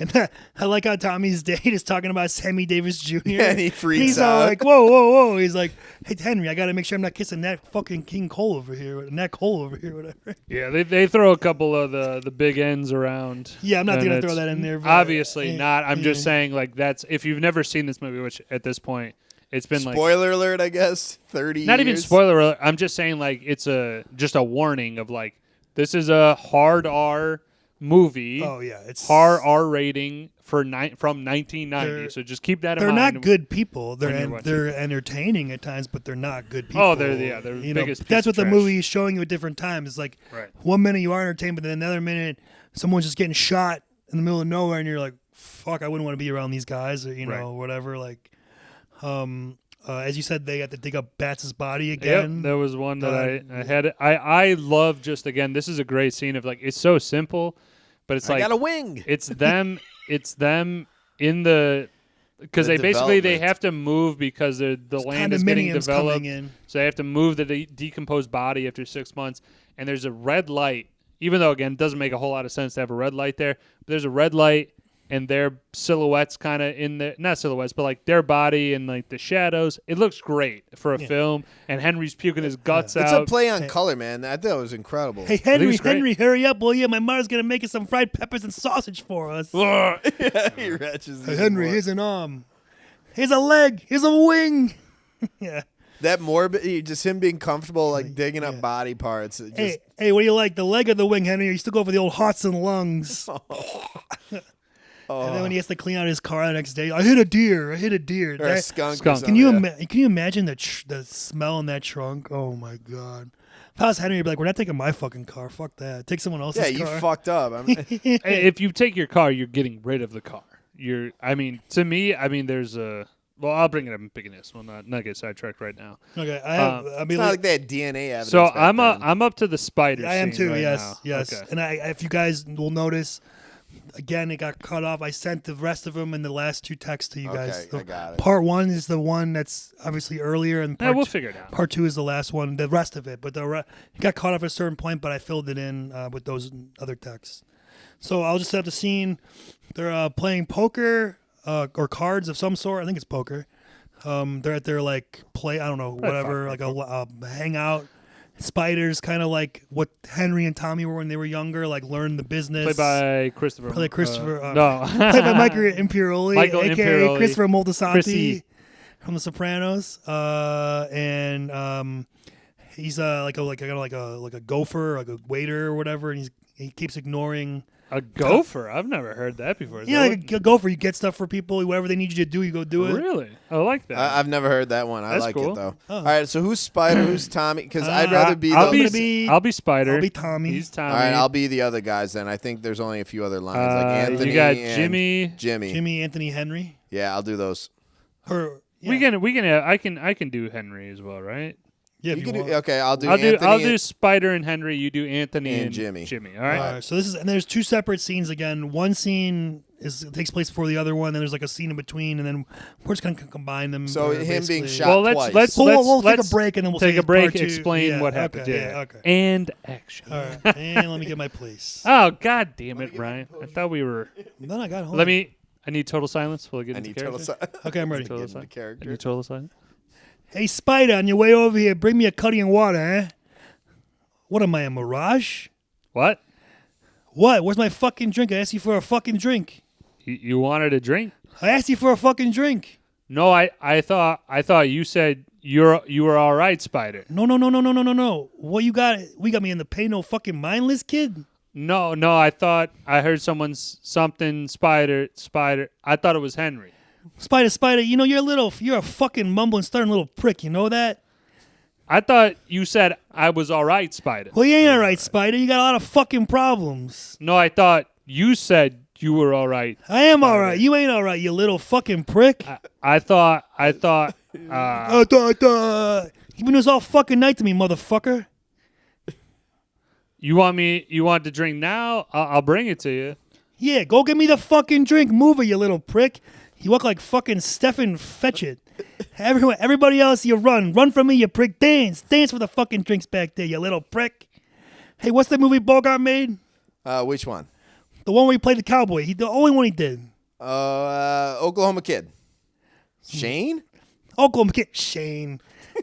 Oklahoma Kid. That's me. I'm the Oklahoma Kid. You fucking varmint. Dance, Yahoo. You motherfucker. Round up those wagons. Come on, you motherfucker. He shoots Spider in the foot. Yep. Dance, you little prick. Now he's moving. Henry, what happened? Am I Henry too? Okay. That's the next part. right. The next text. Shot. He shot his foot, Tommy. Where the fuck did mine go? Hold on. Tell me when you guys are ready. I'm at. Okay, that was Spider Part 2. So the other one's down here. It should be I got. There should be 2 on the bottom. It should be the. You one. shot his foot, Tommy? Yeah, she has foot, Tommy, is where it starts. Okay. All right, so we got shot in the foot. What is it? A big fucking deal? Vito, get a towel. Oh, nice fucking game. Hey, take him to Ben Casey, you little prick. Walk. Let him crawl. He crawls for the fucking drinks. All right, take him to the doctor down the street.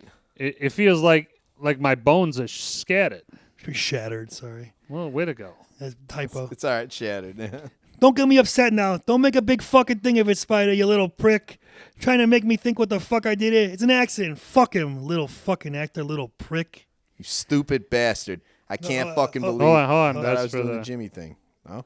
No, that's not. for the second part. Oh. The second Yeah. one. Oh, you're right. And scene. Okay, so Nancy. he shoots him in the foot over not Nothing. getting him a drink, Nothing. basically. Well, yeah, he's probably, fucking really drunk. He's probably losing at cards. I mean, it's Tommy's temper in this. and he's got a just got temperament. a temper. Anything will set him off. Tommy's a cowboy. So as he Paulie shoots says. him. They take him to the doctor. This is a couple weeks later, maybe days. And Spider is now back in a rat giant cast. bandaged foot, and Tommy's giving no fucks. All right, so we're at Spider scene part 2, Part right? 2, yeah. Okay. Here we And then go. it cuts off at a certain point in the last text I sent you. Will be And then the we'll go rest to of the it. all the wait a minute. All right, who's Henry? I thought we were going to stick to the scenes. I'll do Jimmy. Or no. I'll do Henry. You do Jimmy. Okay. Well, isn't Spider in there too? Well, someone could be Spider and whoever. I'll be Spider and Henry. All right. All right, I'll do Jimmy then. All right. Thank you, Spider. Hey, Spider, that fucking bandage on your foot is bigger than your fucking head. Next thing you know, I'll be coming in with one of these fucking walkers. Even though you got that, you can dance, huh? Give us a little couple steps here, Spider. You fucking bullshitter, you. Tell the truth. You're looking for sympathy. Is that it, sweetie? Why don't you go fuck yourself, Tommy? Oh, did I just hear it right? I can't believe what I just heard. Hey, Spider, here. Pulls out a 20. This is for you. Attaboy, I got to respect this kid. He's got a lot of fucking balls. Good for you. Don't take no shit off nobody. He shoots him in the foot and tells him to go fuck himself. Now, Tom. You're gonna let him get away with that? You're gonna let this fucking punk get away with that? What's the matter? What's this world coming to? Shoots him 6 times in the chest. That's what the fucking world's coming to. How do you like that? How's that, all right? What's the fucking matter with you? What the fucking matter with you? What are you, stupid or what? Tommy, I'm kidding with you. The fuck you go and doing, you fucking sick maniac? How do I know you're kidding? What do you mean you're kidding? You're breaking my fucking balls. I'm fucking kidding with you. You fucking shoot the guy? He's dead. A good shot. What do you want from me? I'm a good shot. I'm a good That's shot. a great line. good shot. I'm a good shot. What do you want from me? And Anthony Stabile, how could you miss at this distance? What, do you got a problem with that, Anthony? No. Fucking rat anyways. His family's all rats. We're going to be a fucking rat. Jimmy. All right, where are we at? Stupid all the way to bastard. bottom. Oh, wait, hold on. Let me get to it. There's so much. Oh, yeah. Stupid bastard. I can't fucking believe you. Now you're going to dig the fucking thing up yourself. You're going to go dig the hole, and you're going to do it. I got no fucking lime. You're going to do it. Who the fuck cares? I dig the fucking hole. I don't give a fuck. What is it? The first hole I dug? Not the first time I dug a hole. I'll dig the fucking hole. Where are the shovels? God damn. All right, I just want to say for the audience, We'll splice it in. That took me probably like to do like those like a half hour like to write them up, pausing it, rewinding it, pausing it, having closed captions on, going through like did I hear that right? Oh, did I miss it? I'm just saying. So sorry, it was a little chopped up on my phone. We'll give it to you. But it was long. We'll catch it in. It was quite the back and forth. We like to do the table read, so we're going to continue to do it. Yeah, we started in the Santa Claus, and I've kind of liked that we've continued it. It's a nice little addition to our pod, I think. Hell yeah. A weaker film in his So I think we're good with the spider scene then. Spider's done. Okay. Yes. So moving on in terms of kind of scenes here, Karen pointing the gun at Henry. Yes. Fucking nuts. Point blank, and then you got the POV angled, of him as you're as the gun. Another great shot. Looking at Henry, and then Henry basically he's able to Karen. like kind of coax her down off the wall, slaps her off of him, and then like grabs the gun and points in her face. I have to get worried about being killed out there in public. Whacked on the street. I gotta go home to this. And it's basically just a little bit more context. It's because Henry has two girls on the side. He has one Karen and one that he Janice and Sandy mixed the drugs with. that he bought. Sandy, thank you. Yes, Janice he like bought a apartment for, and which that scene actually before furnished all that that stuff. One, but it's kind of funny. Karen goes to confront her. Right, and with the kids. She's going on the buzzer and like hitting the speaker, and she's like, Janice Rossi in 2 hours, a fucking whore. And she keeps saying it over and over. Go find your again. own fucking. You fucking answer me. Yeah, Karen is unhinged in this movie. I'll just say her nuts. acting as this actress crushes it. She's and fucking especially awesome. after the gun scene where she points at him like that reaction seems so like lifelike. Her just. I thought, I'm sorry, and just kind of we'll sprawling. get to the characters in a bit. I'm going to tell everybody who walks in this building that 2R Rossi, you are nothing but a whore. He's the superintendent. I want you to know, sir, you have a whore living in 2R. That's so good. Get your own goddamn man. And, of course, you mentioned that scene after with the gun on top of Henry. I believe the next scene would be Henry goes to jail. Right. Yeah, now take me to fucking jail. Take me to jail. Iconic, again, scene they're actually in the jail having the meal. Henry smuggles the meat, the wine, the cheese, the drugs, the cheese, and then they have the whole... lobsters, they even had that. We got By the Sea playing, which is great. By Bobby Darin. I think that's right. I believe that's right. Bobby Darin. You got Paulie had a way of slicing the onions the extra thin with the So, razor. yeah, it goes for liquefies the in the garlic. pan or the garlic. Yeah. You got Vinny cooking the meat. Yeah, you dude, got. I thought Put you- too many onions. Vinny does a sauce. Yeah, it puts too many onions in the sauce. Who cooks the meat then? As a Johnny DeMeo or whatever. Johnny Dio. Johnny Dio. Okay. Which is what's his dick? Paul, Frank Albanese. Yeah. No. I'm sorry. Frank Albanese is someone. Johnny his Dio. dick? Frank Pellegrino, who is the fucking guy in Sopranos, the DEA agent or something like that. He is? Oh, I missed that one. Frank Pellegrino. That's the one I missed.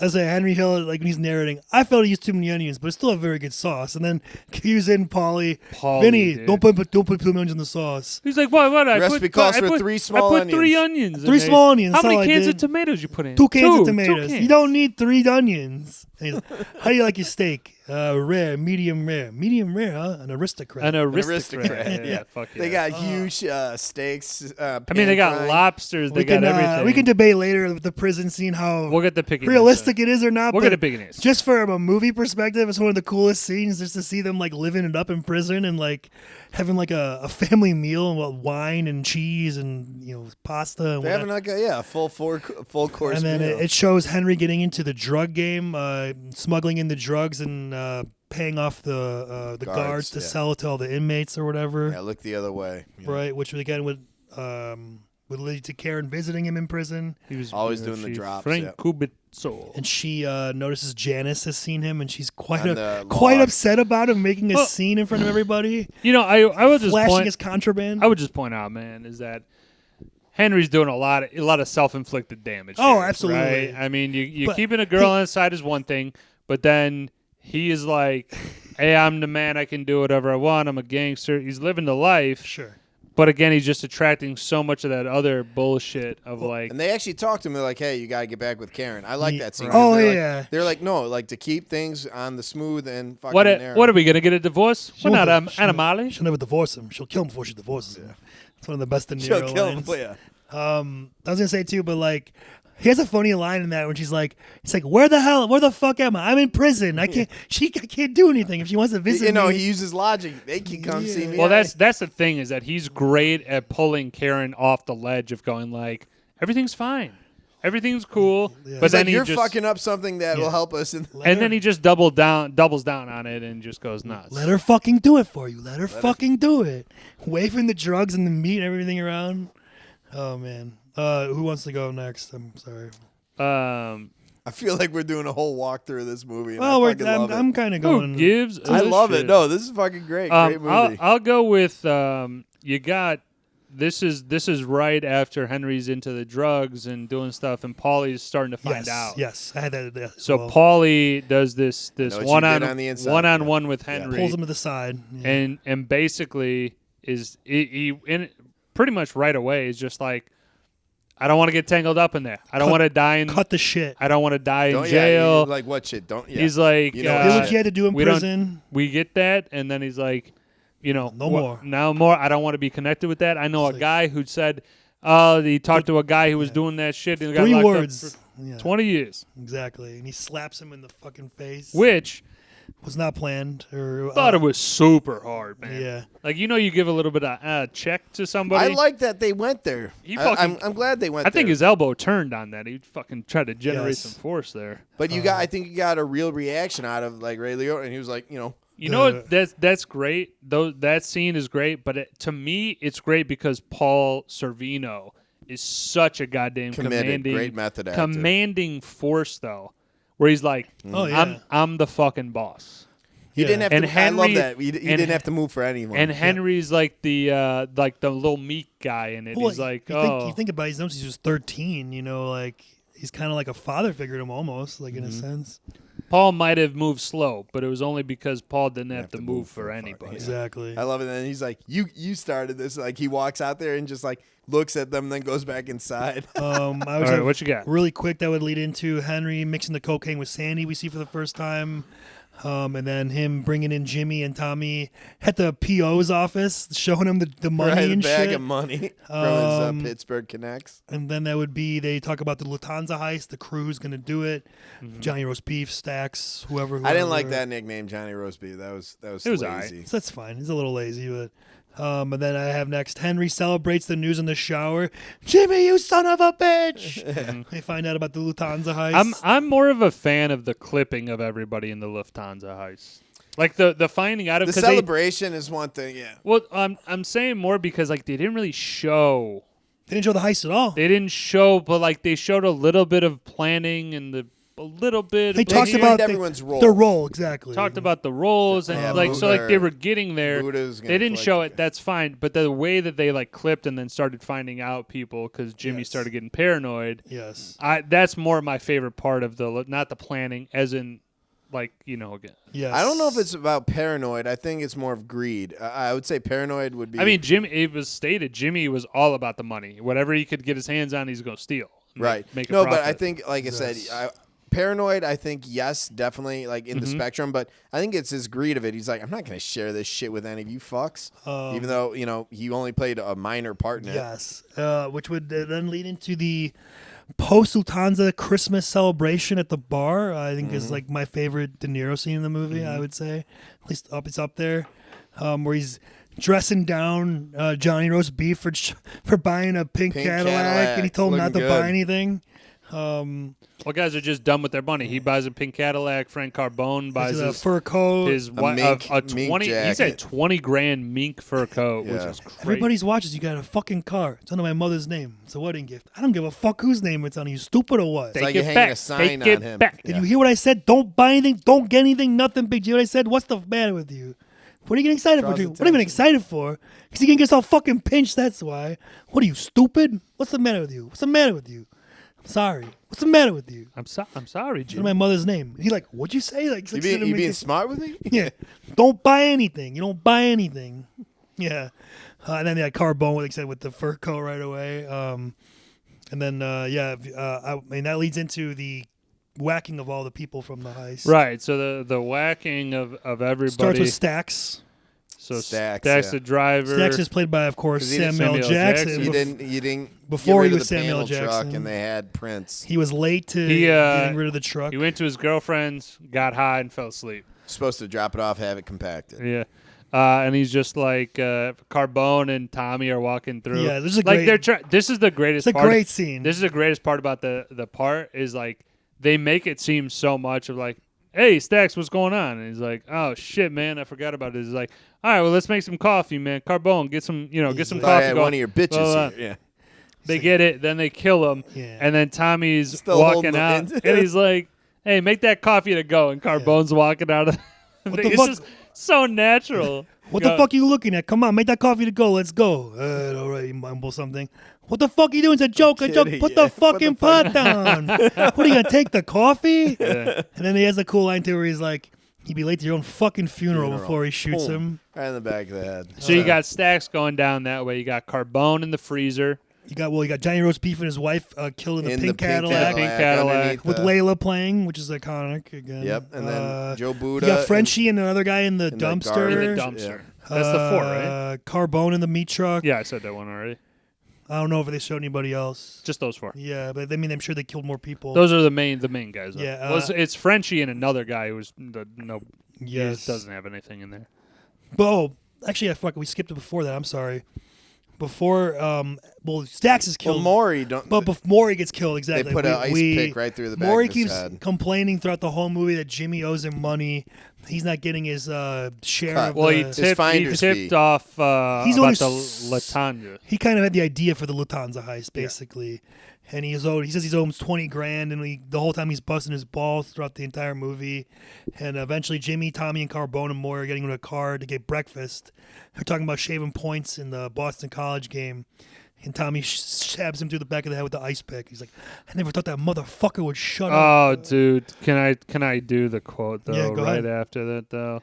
So Tommy's in the backseat. Carbone's in the front with the car. Oh, yeah, I love this part. Yeah, and he's like, Jimmy just got out. He's like, all right, take it to Paulie's or whatever to get crushed, right? Yes. And he goes, he's like, oh, you do Tommy and I'll do Carbone. I'll start, I thought he never shut the fuck up. And then Jimmy goes, pain in the ass. Hey, Frank, let's chop him up. And Carbone goes, all right. And I said, where you going? Where you going, you dizzy motherfucker, you? He goes, to chop him up. Hey, Charlie's not here. Oh, yeah, okay. Come on, what are you doing? Let's get the fuck out of here. I had to let him. I let him fucking drive. Come on, what are you waiting for? Wait in the car to warm up. The car is cold.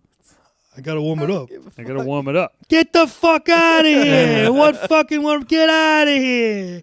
Yeah, the Carbone and Tommy. Carbone and Tommy's an underrated. The scenes duo. are really great. Underrated duo. Yes. Well, again, I mentioned it before, but the Carbone, just like the guttural Italian. He's like, hey, come vici.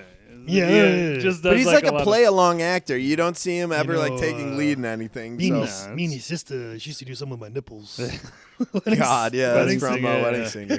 I only have one before the May 11th, 1980. I have as well. I mean, that's again, it's one of these things where like the ending scene is always going to be the best scene of it. I will just say it's not the ending scene. It's the close to. No, but I'm just saying it's like in terms of what I wrote down is like my favorite scenes. I have all those before of like scenes like that. I'm trying not to just be like, oh, the ending was dope, because obviously the ending of most movies is the fucking climax. So I don't like the ending of this one, to be honest. I just had before we get to Sunday, May 11th, 1980, is Tommy being made. He thinks, but he's actually. Hold on. We're getting up to May 11th right now. Yet, yeah. We're up to what? Are we at May 11th yet or no? That's before what I was gonna say. Okay, so what are you gonna say before we get to May 11th? Tommy getting made. Oh yeah, go ahead. He actually is killed. Yeah, So Jimmy was excited because now we had one of our own guys. Yeah, so Tommy's supposed to be made, be a made man, which means that if you're gonna get killed, you have to get permission, and you're a boss basically. Mm-hmm. And he's part of a crew, which means he can fuck around dressed with anyone. up and nice, and goes into the house. And he thinks there's gonna be people waiting, and it's an empty room. And he realizes, he says, "Oh shh!" And as he says that, he gets shot in the back of the head, and that's usually how it probably would happen. And Jimmy calling, "What happened? Yeah, what happened? Yeah, nothing we could do about it." He goes, "We had a problem." Oh no! And I was right on that, by the way. We'll talk about picking that as well. Oh no! Oh no! And Vinny's the one. I think it's Vinny and Tootie, right? Is Tootie the other guy? No, Vinny's one of them. It's No, it is Tootie. It is Tootie. No. I think it's Tootie. It's Tootie and Vinny. Yeah, and Vinny's the one with the onions, and he says, "Nothing we could do about it. What's done is done," and that's and that. he's gone. And that's that. Nothing and that's that. That's real greaseball shit. That. But yeah, so basically that sets a spiral of Jimmy is now fucking paranoid and angry. Well, and sad. I think he what lost it his is. protection. I think what it is that Jimmy at that point goes. I mean, this is the guy that they've been doing stuff for 10 years at that point, right? Yeah. So like he's the guy that he's been working with. He's the guy that he likes. All this shit. Blah blah blah. This happens. Now it starts the trend down because like you guys don't have. There's no Tommy anymore to even like be the wild card. So like Henry kind of steps into that role. Yeah, like he definitely counted on Tommy to do a lot of the hits and the whacking, right, and the tough shit, or whatever. So is there any other scenes that you want to mention before? No, but I do. Go ahead. No, before May 11th. I know before. It is before. I like when, he gets out of jail, he starts making his nut, and then you get to see their house, which is in black and gold and everything ensconced. Like I said, that walkthrough with Maury and his wife and whatever. I really enjoyed that because she's like, check the wall right there. The TV with the rock. Yes, that's a good one. So I was just like, I think, like I said, what a transition. And you know what? If I was Paul, Cicero or Paul, I'd be like, I know he works for me and he does well. He doesn't do this well. Like if he ever came by the house, I would definitely start to suspect. I will mention that a little bit more in the pickiness, but I'm on the same train of you. Like how do you not see what's going on here with the guy who's you might have saved a lot before you went to prison, but not that much. You're you're bringing in a lot. You're not blowing probably $100,000 on a house. Yeah, out of prison and doing this stuff. But he had the down payment right away, and then he did all these upgrades. That shit with the TV setup back in the day must have been pretty damn cool. I mean, they install it, man. It's probably 10 Gs, it's 20 like Gs. It's only like a 25, 30-inch TV, but the setup that shit. Well, there's a bar right there. It's pretty dope. It's and then you had this leather or this nice couch with literally leopards that were killed for the fucking throw pillows. It seems to me they portray as like Henry and Maury were kind of more like their families more friends than he was with Jimmy or than Maury was with Jimmy. And I think it's more of just like a. I think the wives cordial. Yes. Thing. No, but Henry was always an advocate for Maury. Sure. He's like, hey, quit busting. Like he was always trying to keep a middle ground because Jimmy didn't like him. No, I'm not gonna lie. I feel like Maury. I think Henry's the one who did like him. Maury or Murray, and that's why they probably put up with him. I think Maury was given Jimmy looked at it like, oh, Maury's going to drink and he's going to bet with me or bet with somebody I know, like keep him happy. Because Maury was always talking on the phone with points and I want he's a 8.5 degen. He was on this gambling or on whatever. fucking everything. So maybe that's why he kept the relationship. And then also when Maury fucking gets clipped, he's like, oh, okay, I'll find him. He knows what the fuck happened. So I think that's the thing is he's serviceable to him. But they put it off Henry's radar before that. He's like, yeah, don't worry about that. So, clearly they knew that Henry... Well, again, Henry's not going to say, stop, don't do this. You never know, though. He might have, tried to talk him out of it. Mm-hmm. That's all. Well, he kind of tried to slow it down, certainly, put the brakes on it, but... I got you. I'm just saying, definitely I can see the friendship being more Henry and, Yeah. Totally. All right, so we're at... May 11th? Yes. Now we're at arguably, him again, getting arrested. one of the best scenes of the movie, parts of the movie. Okay, and we're going to tease that for a timeout here. Because your boy has to piss. So here we go. Cast you out like a leper. Here we go. All right, welcome back, Journeymen Yeah. Lounge. As I said, apologies for the length of this episode, but as I said before, apologies. it's my favorite movie. It's one of the greatest So movies of all suck time. it. So we're gonna just, we're gonna do it. Clip it. It takes what it takes. So suck it. That's what we said. So I mean, hey, if you're watching this long, this is where it gets good. Yeah. This is where Our last 20 minutes are very fun. it goes off the rails. All right, so Ryan, we pick it are back up. at, of course, one of the most iconic scenes, best parts of the movie, in my opinion. Sunday, May 11th, 1980, 6:55 a.m. Now, basically, this scene shows the whole day of Henry running different errands, doing different tasks, while high and paranoid on cocaine. He thinks a helicopter is following him throughout the day. Which it is. And also, I just mentioned that he is in the full throes of a drug addiction, as well as he is dealing all of the drugs. I would just say the way that Scorsese again brilliantly shoots it, interweaving multiple songs throughout this sequence, and with the quick cuts, and Henry looking up and looking back and keeps flashing to the him frantic real camera quick. angles, It's making you feel his like you're on cocaine, almost like you're paranoid. Like that's what he wanted to do, and that's I think he did a great job of that.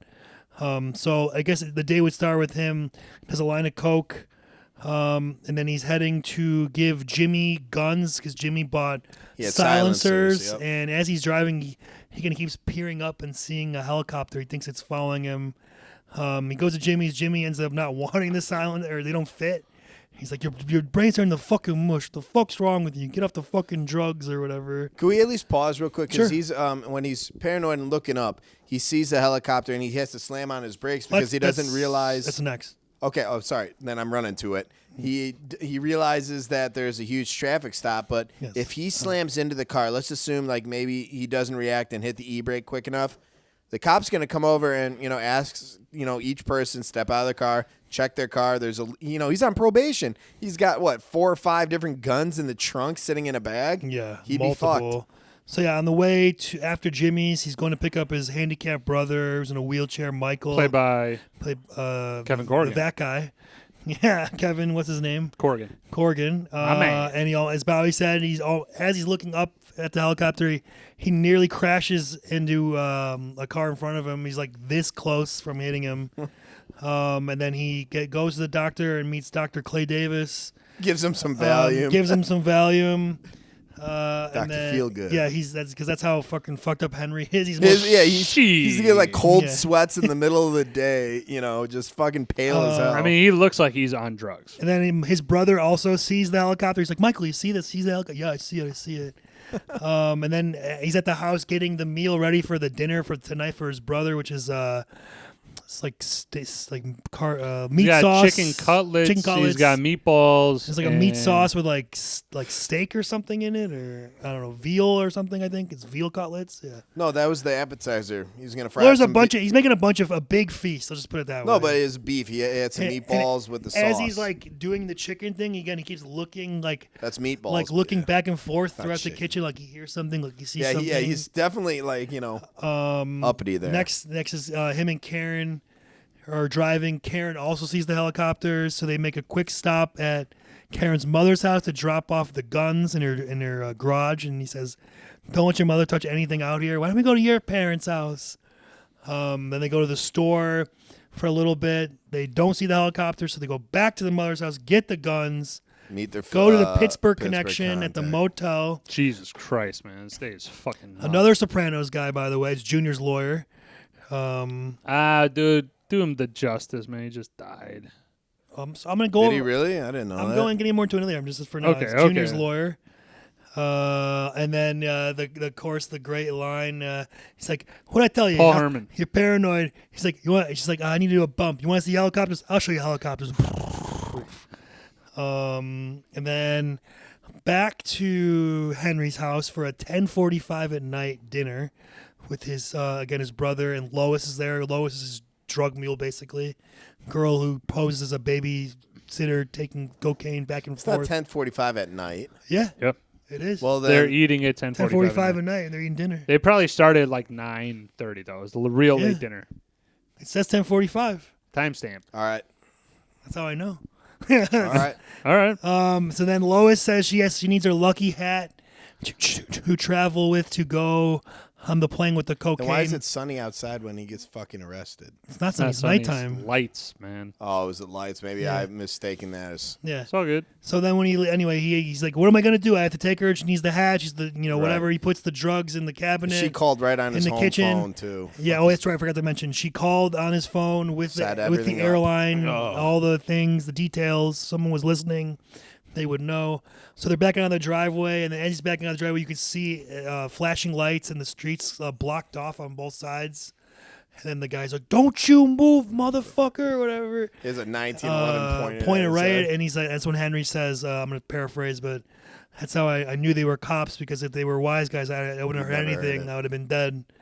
And then they're trying to break into the house to get the drugs. Karen's frantically in the bathroom, flushing the cocaine down the toilet and putting a pistol in her panties while she's doing it. I thought that was interesting. I mean, she's trying to hide all That's a the gun shit. charge because Yeah. I get it. I mean, to me, she's doing all of the right stuff to avoid Yes. your husband going back to prison.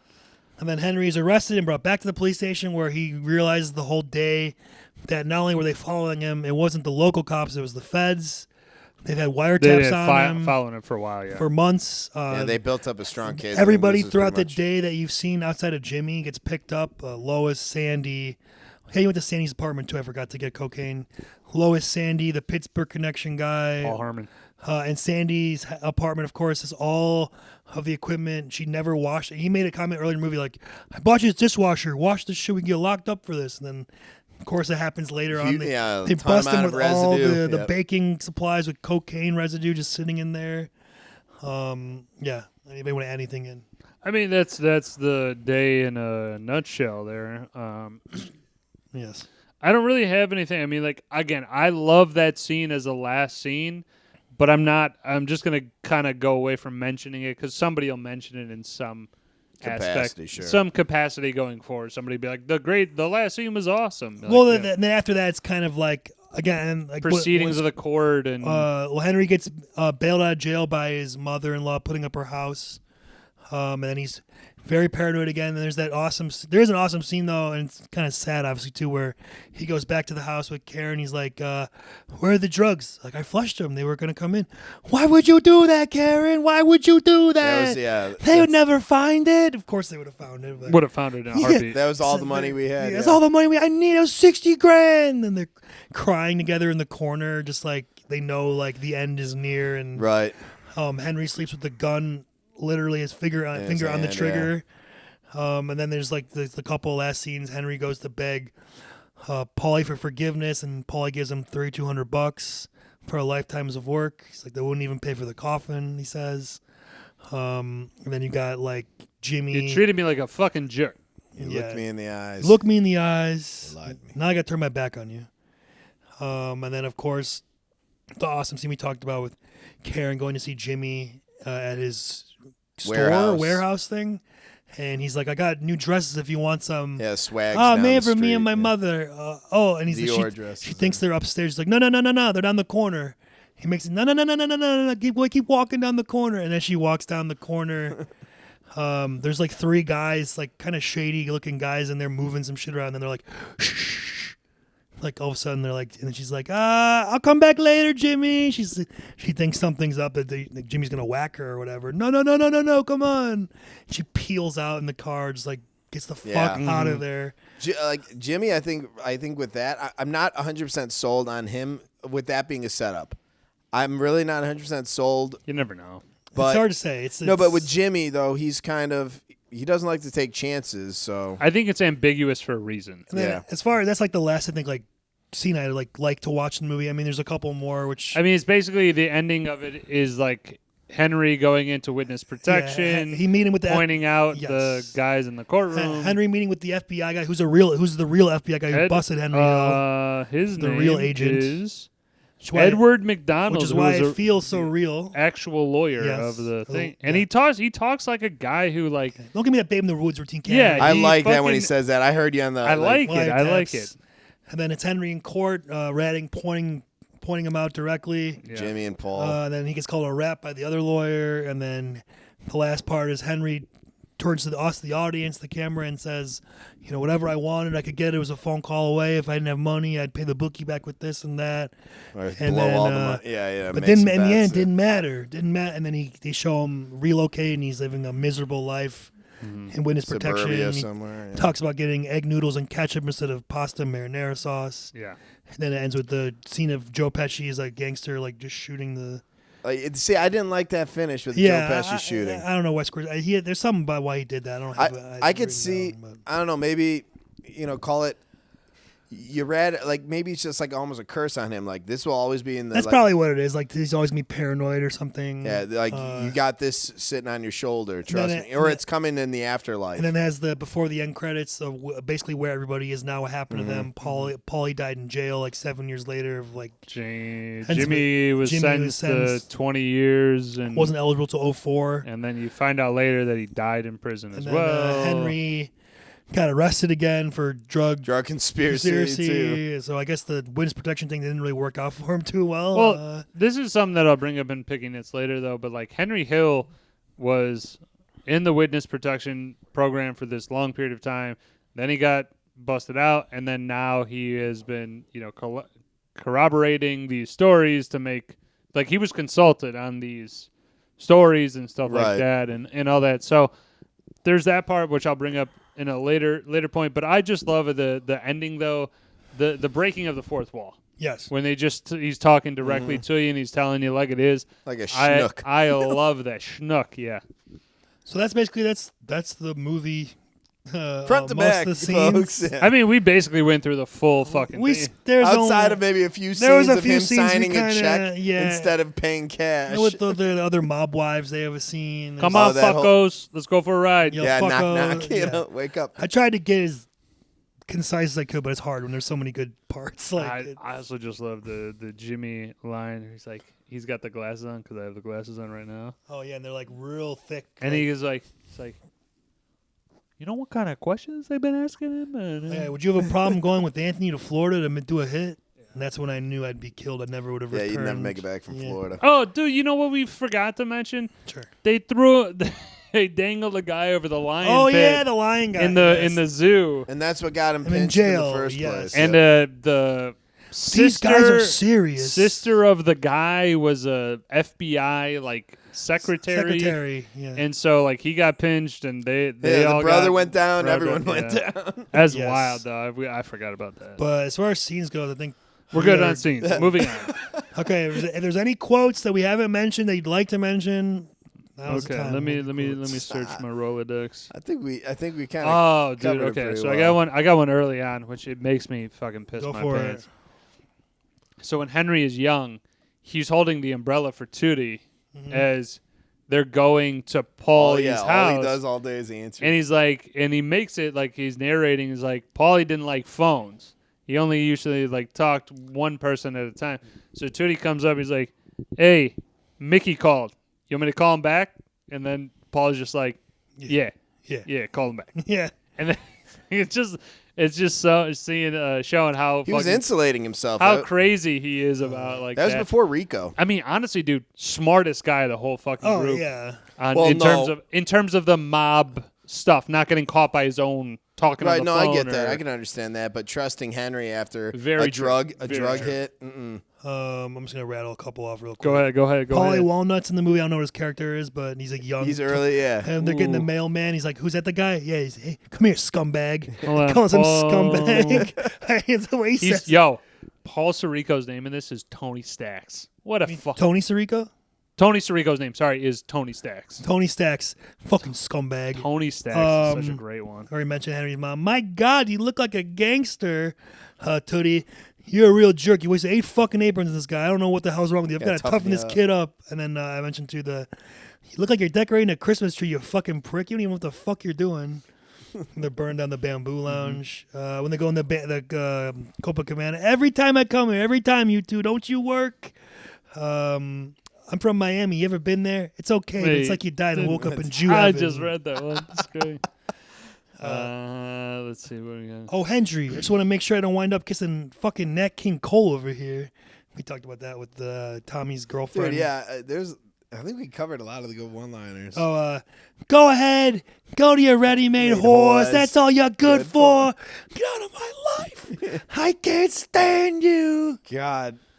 The ups and downs in that relationship, I don't know if I can mentally even deal with that. Well, whenever you want, go ahead. I'm good, man. Actually, I peppered him in. All right, so when they go to the prison, sorry I took so long. That skinny guard's going to be a real pain in the ass. Come on, fuckos, let's go for a ride. The helicopter when he did that. Yeah. Henry just don't want the saw stick. I'm stirring it. I like that part where he's like with the brother or whatever during the last day. Of course, Karen, why would you do that? Oh my God, I had that. I think that's it. I think we got most of I think them. we did. I think that's the way to do it, though, is that we Yeah. pepper them in as we're going through the scenes. Makes it a lot easier to, Yeah. instead of, as Yeah. we've done before, where it's just like, and then there's this one time where this guy was like, hey, this is crazy, right, man? I It's actually have two more. all right, go Tootie ahead. at the end, he's like, "Why don't you boys go down to Wall Street and find some real crooks? Whoever sold you those suits had a wonderful real sense of good humor." laugh. Yeah.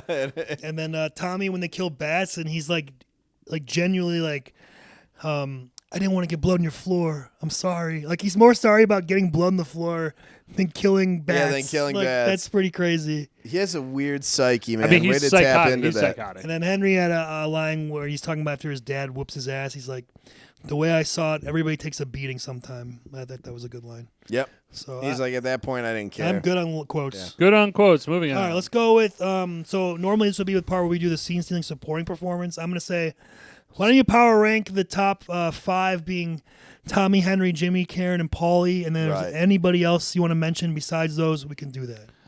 So I'll can Tommy, Henry, Jimmy, Karen, Paulie. I had that exact order. Yeah, because I'm a fucking genius, man. You were looking at my notes. Fuck you. Fuck Fuck you. you. You know, I think for some supporting role, and like I said, is What are you talking about? He just said No, rank yeah, them. power rank these. Oh, 5. then yeah, the same. Okay. Yeah, sorry. I thought you were trying to add on like, No, hey, no, no. outside No, of no, these no. 5. A week after that. We are missing. You guys are on the same wavelength. I was simply asking for confirmation Use. of the 5. Yes. I don't have them in that order. Oh, that's my order. My order. right, I'm Tommy, good. Henry, Jimmy, My- Karen, Paulie. My order is Paulie, Jimmy, Henry, Tommy, Karen. Really? You drop them down there at the bottom. That's my. I would just comment. I think that Joe Pesci has like the most like meaty of the performances. Like he has a lot to work with as far as the ones that stick out to me. But I think that Ray Liotta is like the glue of this movie, and also De Niro does a great. I can't undersell De Niro too. I think he does a great job. But to me, like Ray Liotta being the main guy really works for me in this movie. I think he does a phenomenal job. I really appreciate his performance more and more every time I watch the movie. Like I just think you can't just not say Tommy though. To me, I mean, this is Ray Liotta's baby. I mean, Yes. this is what made him famous, without doubt. Anything else you want to add on those people, Bobby? No, like I said, I think you mentioned this earlier, that transition where you have the narrative starting with Ray Liotta speaking, that moves to the actress I just want to say and her perspective. So I really enjoyed Karen does really well. I think- Lorraine, wouldn't Lorraine rank Karen Bracco is that low. really I think good. Lorraine Bracco is great. Yeah. I just think that you have heavier hitters in this, and then I think Henry's closer to the bottom, to be honest. I think she just parlays this though into like. Then she gets into Sopranos. Now she's in mafia lore, where she's like amazed. Yeah. She was in Goodfellas and then Sopranos. Like, Yeah. this is great. I just think again in this movie, the hysterical thing. Like, I get what Scorsese's trying to do, is trying to be like, this woman is madly in love. She says it. She's like, I didn't care. I didn't care what he did. Yeah, most women would have. It made me, turn down. Well, and I all think this someone shit. has to be that crazy to be with him too, to accept True, all, very all true, of very these true. things, this lifestyle. Yep. Now we're gonna mention other side characters that we besides those are the main ones. Side characters I like to mention: Carbone, Tuddy. I like young Henry, young Tommy, even though they're not that long. Maury, Spider, And of course, I love Karen's mother. I just think. Thank you. That was I my would've- supporting. I would have Suzanne- loved more. I think she's my choice. She's All right, great. Suzanne Damn it, Shepard. You took it. Oh, we can Suzanne both agree. It's Shepard. okay. I know it's good. I do want to just. What kind of man to- stays up? To me, Frank Vincent is Billy Oh, Batts. of course, Billy Batts is Thank crazy. you. You know what? I'm an idiot. It's, Billy you're Batts, fine. You're yeah. fine. Johnny Williams is Johnny Roast Beef. I like his character. I think it's a nice little like these guys are just nice little blips on the Yeah. radar. You have Charles Scorsese as Vinny, Johnny Williams as Johnny. Oh, and Roast Martin Beef. Scorsese's mother is great. Thank you. Yeah, Yep. I think the female moms here Yeah. really pull some spotlight. Sorry. And we have Isaiah Whitlock as a doc, which was. Or you're getting into The that doctor. guy. I'm sorry, these are just blips. I'll just mention blips. Paul Herman, Pittsburgh dealer. Edward McDonald is a real lawyer. These are guys that have one scene and they fucking knock it out of the park. Yes. Great. Paul Herman All right, for sure. Go ahead, All right, Ryan. we're with not what going you into, got we're going to next. get into that guy. So I'm going to start first listing the non-Sopranos actors, then I'm going to get into Sopranos actors. Is that okay with you guys? That's fine. Frenchie, Mike Starr, he's been in a ton of things. Dumb and Dumber, Uncle Buck. Yep.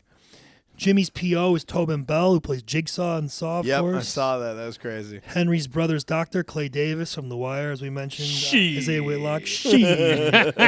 Henry's brother, of course. Woj had the name. What was his name again? Sorry. Henry's brother, Kevin Corrigan, in a bunch of shit. Yes. Also, And then- Pineapple Express. Does anybody have any? Oh, other, yeah, Does he anybody is. have any other non-Sopranos people they want to mention? I'll go with. I mean, in terms of Suzanne Shepard, Mrs. Ho. She's in Sopranos. Oh, she is. Carmela's mom. Oh, I didn't know that. I was going to get Shit. into that. Yeah. Okay, I was just going to mention didn't know that either. she's Shit. she's Mrs. Hogarth in Uncle Buck. Yeah, she is. So we're just going to go, guys. So yeah. Of Sorry, course. I mentioned. Karen's oh my God, mother you're good. is Carmela's mother in Sopranos. sorry. Also, Uncle Buck, she's in, yes. Tony Sirico, Paulie Walnuts, obviously.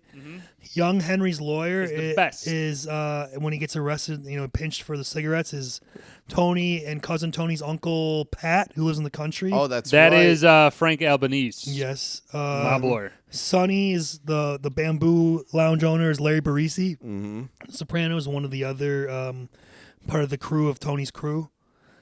Big Pussy works in the restaurant for Yes. Sonny. He was He's getting the fur coats in the beginning. Oh, that's right. He is. Yep. There's no lines, but he's putting the coats Actor. away. Yep. Frankie the Wop is Carmine on The Sopranos, older Carmine. Yes. That's thank you. Tony Lip. Maury plays an Orthodox Jew in the first scene of Sopranos that he hires Tony to extort Oh, money. really? That's him. Extort Yes. money Oh from my his God. son-in-law. Of course, Karen's Dr. Melfi. We mentioned Karen's mother already. Billy Batts, Filiatardo. Spider, Christopher Moltisanti, Michael Imperioli. The last one I have is Henry's Pittsburgh drug connection at the motel is Paul. Junior's lawyer. Paul Herman. His name is Paul Herman.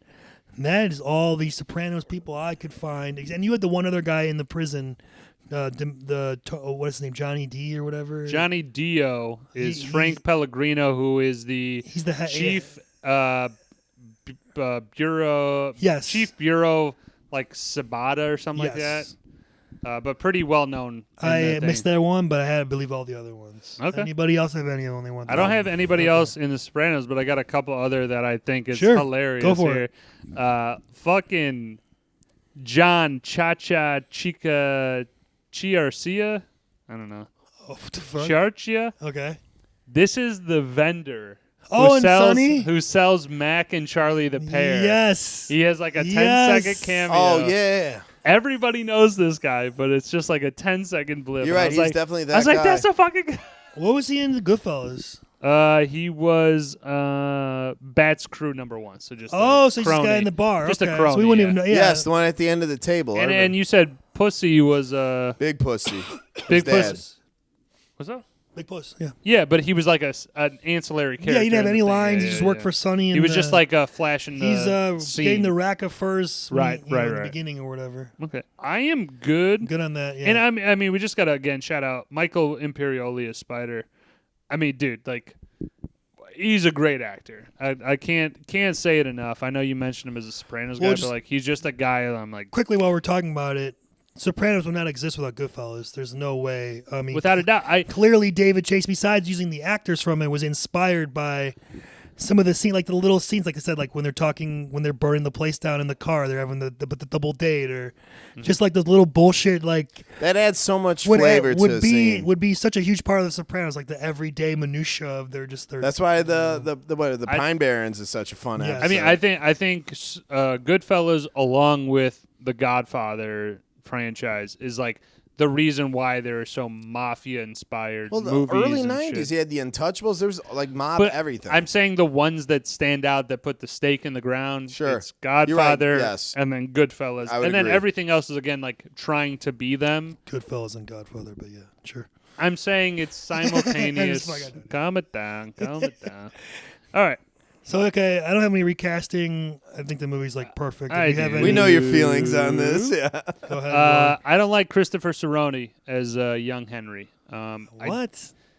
To me, like I said before, there's some instances where I can see it. The face matches up. The demeanor, I think it's fine. Okay.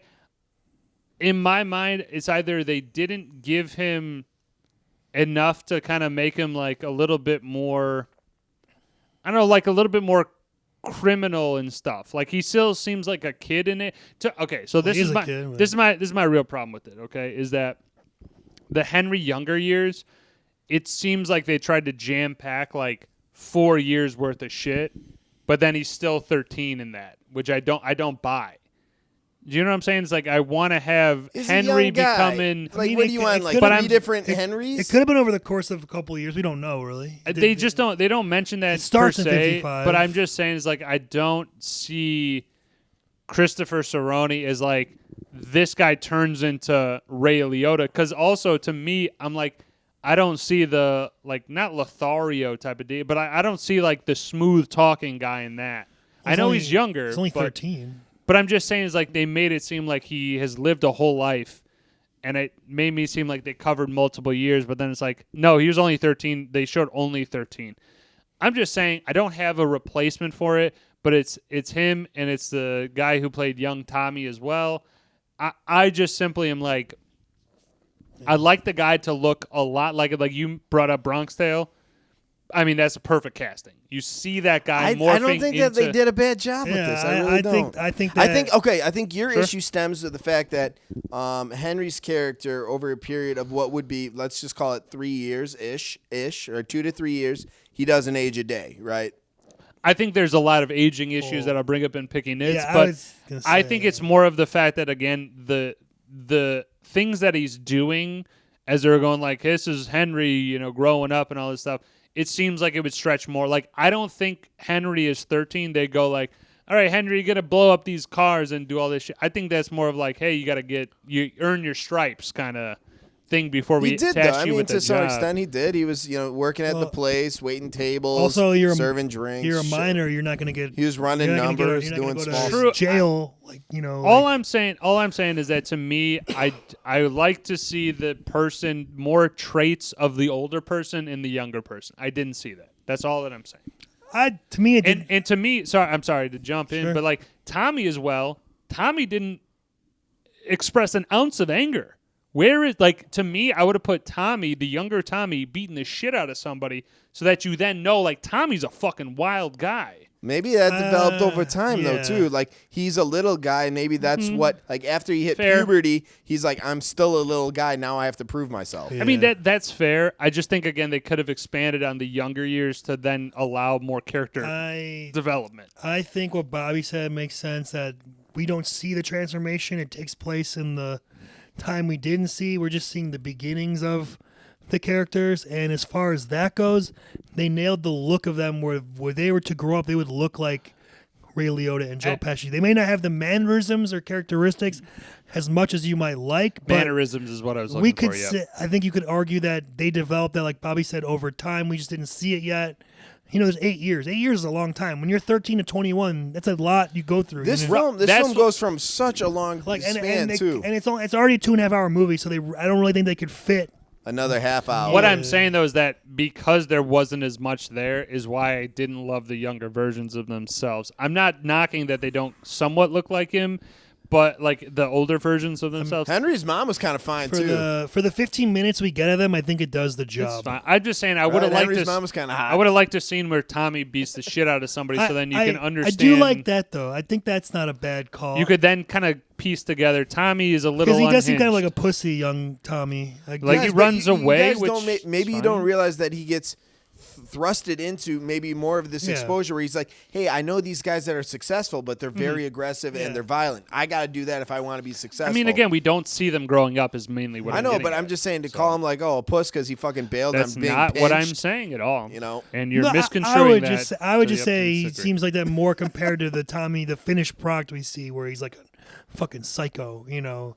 I'm just saying, Bobby, the guy who I'm fine fucking with is it. murdering a guy for saying, give me your fucking shine box is probably a kid at a younger age who probably gets in a lot of fights. It's probably pretty easy to I mean, we could connect. maybe throw one scene in there, like a fight or something. I could see that. Or like, hey, Tommy gets Henry's back when somebody's trying to Could jump we him. agree on this one? And maybe I just had a pop realization. They were a Every little time fucked up.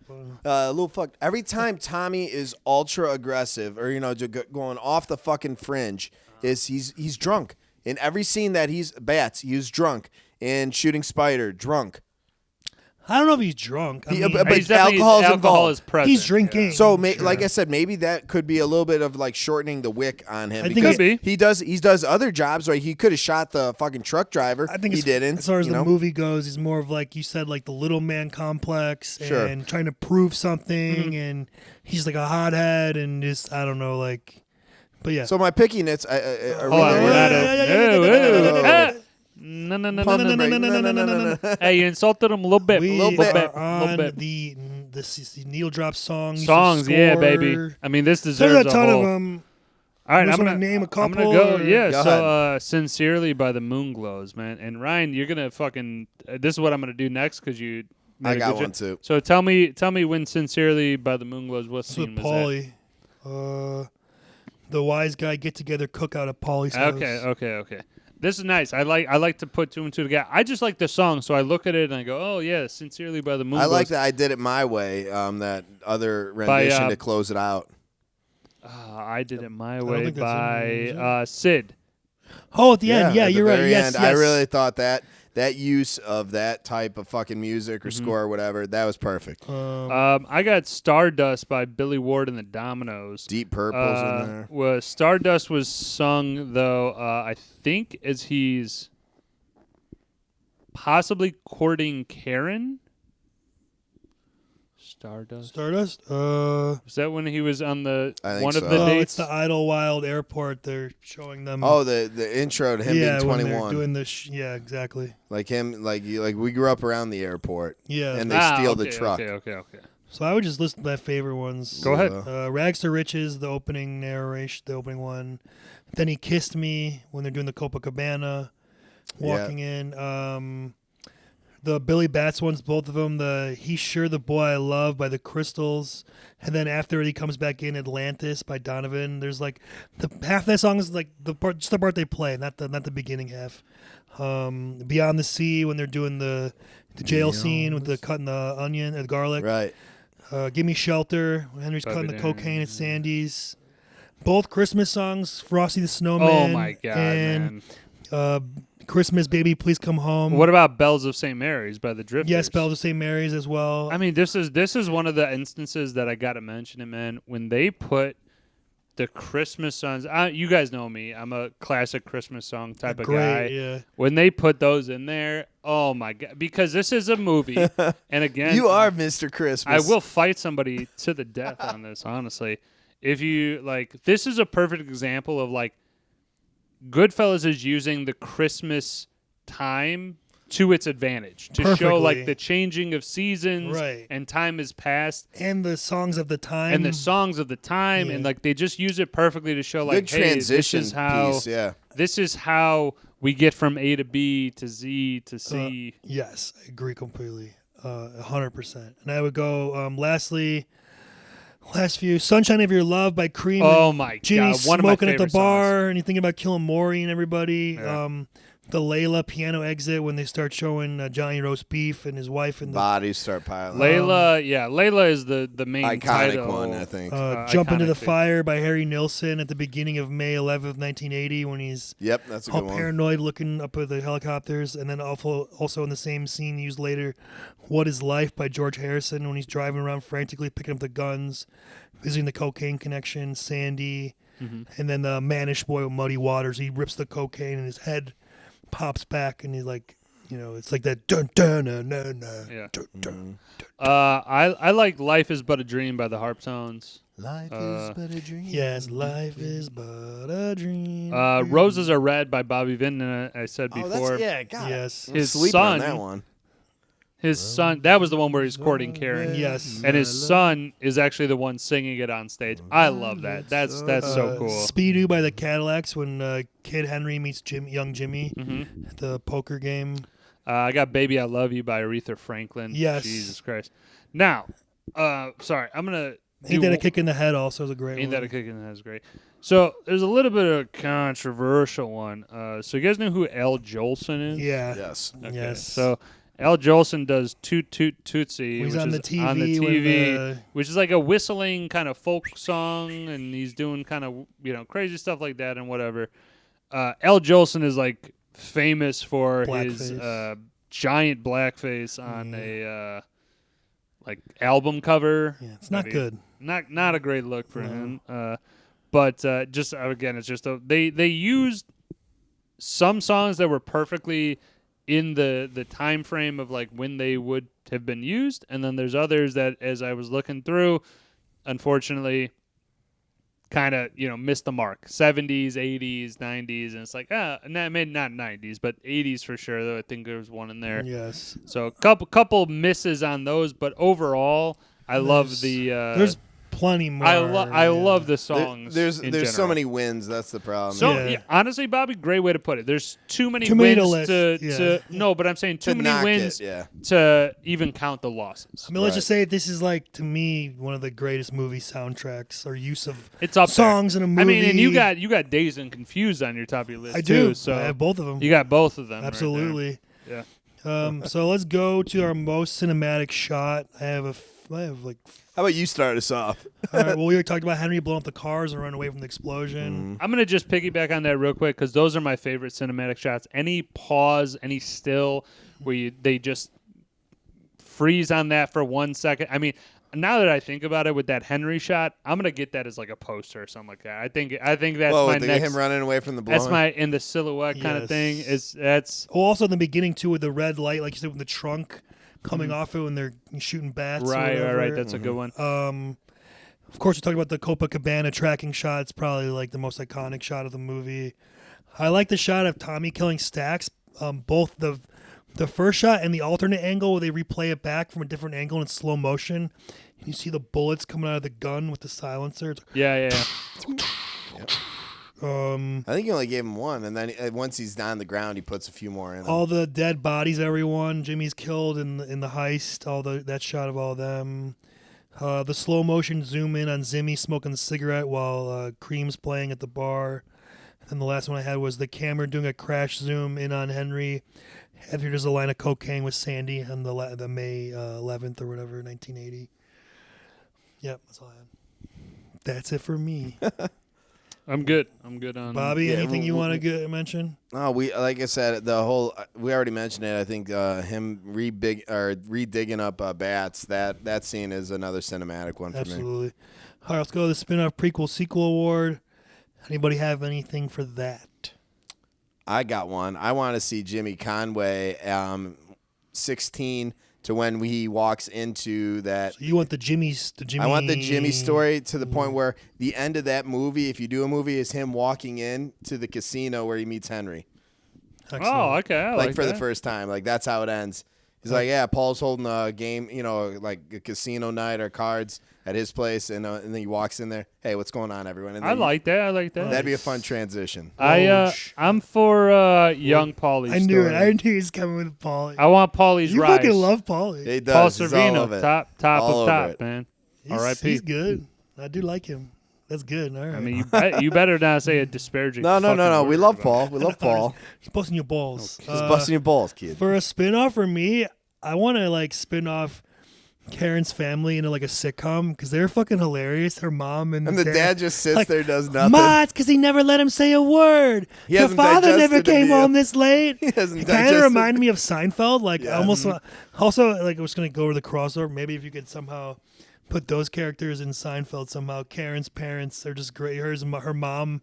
I don't know if she could be someone else's mom on the show or something. She was great. She was like a hilarious like Jewish mother. She does a great job on Sopranos too. I would also mention the Karen's mom. Anybody have any crossovers? I was trying to land on one with kind of a play on the Florida scene at the zoo, but I just for the life of me, the creativity juices are running low. Yeah, same. I figured you could easily grab something like that and twist it into something though, Same. for a movie that already exists. Woj. I don't have any I maybe Ryan, I'll throw it to you. Like, who would be a kid type age in 90, 17, 15, 17 years old? I'm not saying to look exactly like. Well, if we're doing the Jimmy prequel, you could definitely get fucking Kaloja from Bronx Tale. to But be in. I'm just saying, like, for Henry, like, as a younger Henry, if you had to, like, just somebody who was younger teens around that area, that time frame. What, today? No, then. I'm saying in 90, Oh.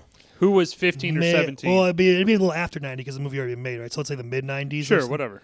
I don't know, maybe like Eddie Burns, fucking from Saving Private Ryan. or Okay, something. okay. Like he's kind of got a Jersey, New York accent. He might be too old though at that time. I don't know.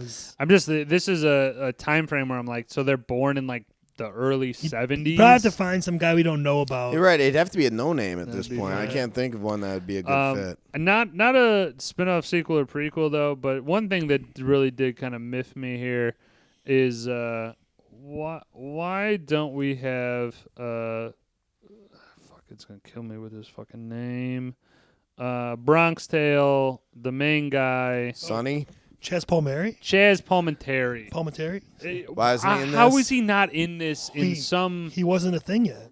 He didn't become a thing till Bronx Tale. But what I'm saying though is that That's a he's fair point. still got the look of a guy that could be sure. just a Well, one-off. again, They couldn't bring in 50 people. he I didn't. guess. Sure, I'm until just saying, I Until think- 3 years later, the only reason he got that is because he wrote the play. That's his play that they turned into the I movie. totally get that. I'm just saying, is like, to me, he's the quintessential guy of like, even in 90, even in 85, it's like, yeah, he might have been a no-name. He could have been in this film in some way. You could have had maybe like an Andy Garcia in there. He was in the Godfather. Andy Garcia, Godfather okay, 3. okay. I You know, like He was that. in Untouchables, which I Right, mentioned like at that earlier. time, he could have been something like that. I think. He's a young fella. I think. Obviously, Joey Pants could be in it. Joe Pantoliano. He's Ralph Cifaretto in the That could have been Sopranos. great. A young Joey Pants, right? Yeah, yes. Maybe he could have been He could have been a pairing with Henry. Yeah, he or could have been one some- of his boys or something. That would have been cool. Yes. Okay, I am good. I think though, we're on on Picky the- Nits. Picky Nits. Picking Nits or more scenes you wanted of, maybe more of someone or something. Mm-hmm. Who wants to start? I'm going to take it right out Go of ahead. the gate. I don't think Karen would, like, obviously she loves Henry, but the transition of her becoming a cokehead, I guess I had a hard time accepting that. Like, accepting that I'm going to bring my work home and now you're going to get, like, for me, I don't see that playing off well. I don't know. I would just say that after Henry gets out of jail, when he comes back, they seem to have a new bond where she was the only one there for him, visiting him in jail, supporting them and their family. So she obviously was smuggling the drugs in. She was meeting the Pittsburgh connection. You know what, mate? Okay. Outside. You're right. So she probably, while meeting them, started getting to the life, getting into this. Her and Henry grew closer through that. That's what I would say. I think with the repercussions of what drugs and, like, she doesn't want him to go back into jail. Drugs is a huge. It was kind of out of nowhere. Like all of a sudden that day, Right, that at day the motel, she's like doing blow with doing- Pittsburgh. I was right. like, what the fuck? So, but again, a lot to squeeze into 2.5 hours. Right, no, I get I'm it. sure maybe they had a scene or something. And No, like I said, Could be. I think that transition for me was harder to Sure. swallow. That's all. That's about it, though. I fucking love this movie. Yeah. So not necessarily a picky nits, but it is a bit overkill. Tommy gets him a couple times with a knife. Billy bats.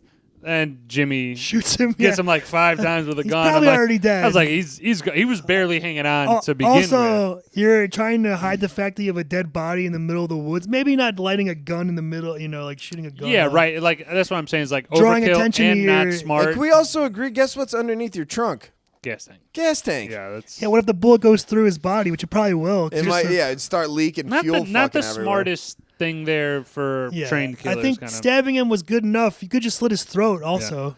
That works. Yeah. That works. Tommy, and then I also put here with that is like you were talking about it earlier. Is like sending a message if it's a made guy. I'm sorry, not a made guy, but like some person. You send a message, you leave the body out. Like Yes. they're not sending a message. They're putting Trying it in to the be ground on the DL. Yeah. So like I said, just doesn't track there. You guys know this. I've brought it up. Tommy's death scene.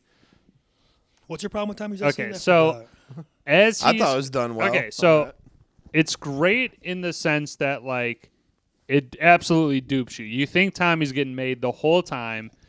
He gets into the car. I'm sorry, he gets out of the car into the garage, into the house, and as soon as he walks in, there's nobody there.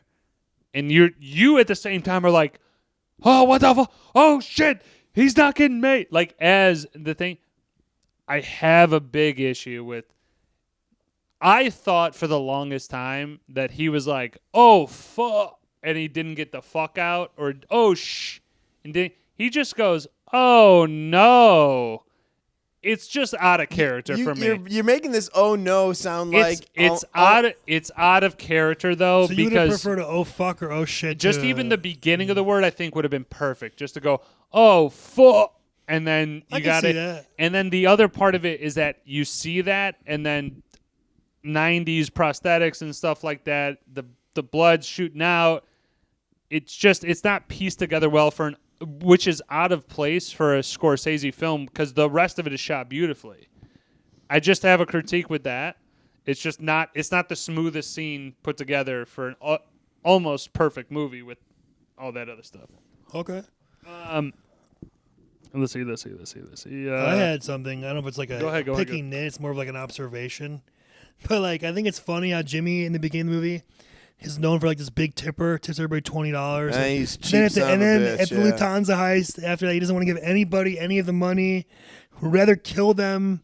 He's kind of a hypocrite. and That kind of a plays to phony. his strengths, though, too. Hypocrite, yeah. And kind of a phony. I mean, I guess they kind of all are in a certain sense where they say don't rat and this and that, but you know if they get their back against the wall, that's what they're going to do. But most likely. they might have been authorized to some extent. If he went to Paul, he's like, hey, do you want me to cut out some of these extra flowers because that's a lot of flowers in a pot? Also, kind of, wouldn't you think too? Base, but yeah. If I was with you until then. Sorry. wouldn't you think that all, It's been 3 hours, man. all We've these been- guys aren't getting their 2.5. money? Wouldn't they go against Jimmy? Like, let's fucking get You our would money. have you would have thought Jimmy. somebody like Carbone probably would have gone yeah, at like him. a coup of some sort. Yeah.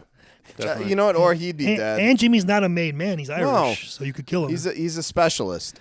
Yeah. Also, my last thing, Go ahead. of course, the prison scene with Paul. Them probably not exactly like how prison. I'm sure that They were treated better and had maybe the guard brought him in some food Preferential or fast treatment. food or Yeah. like I kind of do on The Wire with Avon, or like he gets like Popeyes or something. Yeah, okay. He has like a PlayStation in his room, but it's not like they have like a They have deluxe giant cell where all 4 of them are hanging out. It is not a cell. It's just a room or whatever that they live in. Right, it's like a living room almost or something. They live in this room and Like a supply room. and they have like almost, a hookup for like a broiler and all this I shit. can understand them or paying hot plate. money to get hooked up, but not to that level. Yeah, Well, so Paul is a boss. I bet he could afford I say it. I think there were definitely certain privileges that they got, but they definitely for the movie purposes made it look larger than Extravagant, life. yeah. For sure.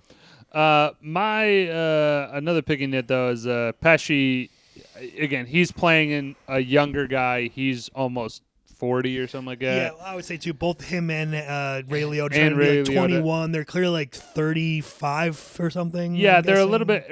at least Henry can play younger. Well, Joe Pesci's a little rough. I think you notice Henry when he picks up Karen for their first date and he has the cross. She's like, cover the cross up, and he doesn't look really 21 to me. He looks like a 30-year-old man. Yeah, he looks like it definitely he's on the older side. I let it slide. That's what it is. We'll let it slide this time. This is just a real quick question. Is like, why didn't they move into an apartment after getting married?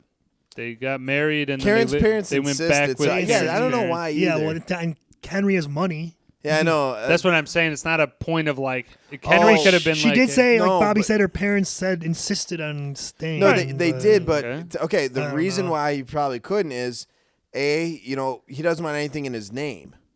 That was another thing. He's like, outside my rap sheet. Okay. And like the thing is, if you want a nice house, hey sir, where did you get the $30,000 for this down payment? Because now you have to show Right. earnings. Well, they could have got an apartment like he got for Janice. I'm just saying it was weird to yeah. move in after they're married, especially with Agreed. That was a little bit especially of a, just with religion being Yeah. a huge thing. yeah, marrying obviously. to a mom who definitely doesn't It like just- you. I forgot to kinda- mention too that line's really funny when he's like, "I heard you're half Jewish, just the good half." I thought that was funny. Go ahead. It was. I got And no offense, I don't think the Italians would have been okay with him, like a band, like for the. I guess he wasn't a made guy, but they wouldn't have been okay with him to just jump in. I don't think. maybe. Maybe. I don't know. How do they drive into the zoo in Florida? It's the 70s. I bet you could have walked in. Yeah. I'm just saying they drove right up to the Lions Gate and then They just broke Dipped down him the, over. They probably the gate. broke the gate down. You know those and- cars back then you could almost like pile through Oh, a tree yeah. and drive home. Yeah, they were heavy okay, duty. fair point. Again, we mentioned this a little bit before, but like, how does Paulie not know he's dealing drugs? He's still Yeah. dealing Well, he junk. does in jail. Well, I'm saying he's still dealing junk Yeah. after. It's very evident, I think. His house is I don't better know. than I like don't- Paul's house, probably. I Well, he's think, getting mad money right away, and he looks like shit. to me, it seems like he saw Paulie more often when he was younger, and then after he got out of jail, not so much. Okay, fair point. Like he went for that dinner, and then they had that Yeah, conversation. because he's not part of the crew, right? and then Paulie's the head of the crew. No, I know that, but I'm just saying. You're talking about Henry. He's an independent contractor. Well, he's essentially. part of their crew, but He's connected, but he'll never be a member. You know what I'm Yeah. saying? Yeah. That's why maybe He's like he was a- off the radar He's a little bit. affiliated, but he's not Affiliated, yeah, right. He's not in the crew, but he's with the crew. I think. He's a friend of mine, not a friend of ours. Oh, Yeah, that's a good way to exactly. put it. Why are you keeping on the plan, man? You see a helicopter, whether you're paranoid or not, Out. cut it out, man. Lamb it. Hey, we're gonna fucking postpone this because there's a helicopter on me. Right. And like again, one time you see a helicopter and it goes away, you go. But like I'm 4 times? You go. I'm paranoid. Maybe I did envision that. You see it every time. Other people are saying, "Yes, I see that." You got to bail out. The Well, old- they speak to. He thought it was the Local locals cops, giving him right, shit. as I was gonna It's say. bullshit, man. Well, Locals don't have that Fucking kind of shit. money. He said that You're dealing weight thought with they were- drugs, man. What? I think Henry's just like an arrogant prick who thinks he can get away I just with think it. that was the thing that was like, I get it for the movie, but at the same time, I'm like, this is a clear sign that you go, multiple people are going, oh, yeah, there's a helicopter. Don't go, oh, it's fine. Well, I think once you get back to your house at 10:45 at night and you eat your dinner, I think that you're probably feeling okay. Like I beat him, but yeah, I don't know. I would have a better contingency plan, but then again, he was coked out. Like, there's True. no way I would allow his girlfriend to be No. my sole source of making sure it's put was together. not thinking But even one if way. I had it on me, I'd have a quick way of, like, almost a disposal, like within the walls. Like, you'd have to basically go down to the basement and cut through drywall Yeah, he to definitely- find it, like a quick out. He definitely you know? should have had like a hidden compartment or Right. something in the house Nothing. to hide the drugs. Nothing. Just puts him in the cupboard. Bad planning. kitchen. Bad planning. So yeah, maybe Um, that's him being coked out and not having. Obviously, of course, they would have found the drugs. Henry's an idiot. That they Right. they just put him in the kitchen cabinet. They're not going to look in there. Right. I got the went shopping to get away from the helicopter, came out with nothing. So, I mean, I guess you could I think definitely you're just kind of spending some technically time. peruse away. Yeah. I have sorry, let me just go. Henry's out on bail with a gun outside the house. Not the smartest thing. What if they were just driving by just to do a check?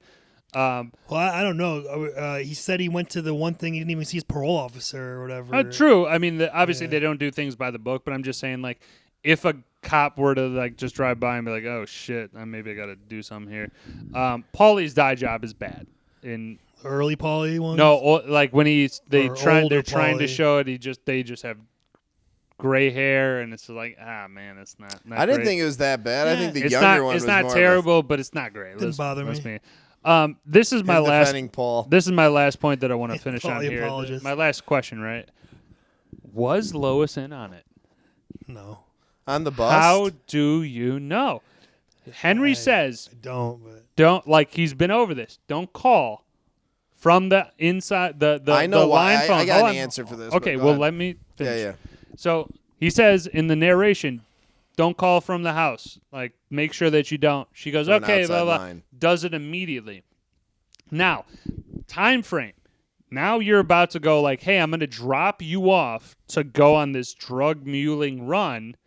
And now you go, "Well, I need my hat." Well, that's odd because one, okay, you need your hat, whatever. Like, okay, that's what you're going to say. Henry should have been like, "No, you're going on the thing without I'm paying you thousands of dollars to do this stuff." And if you're going to be like that or whatever, it's like, this is a weird point for you to stick on. Like, Right. that would have raised red flags with me to go, you're not going on this thing because you're your lucky you know hat. what? I have a piggy net on that. ahead. From, let's say, New York, even New York City to Atlanta.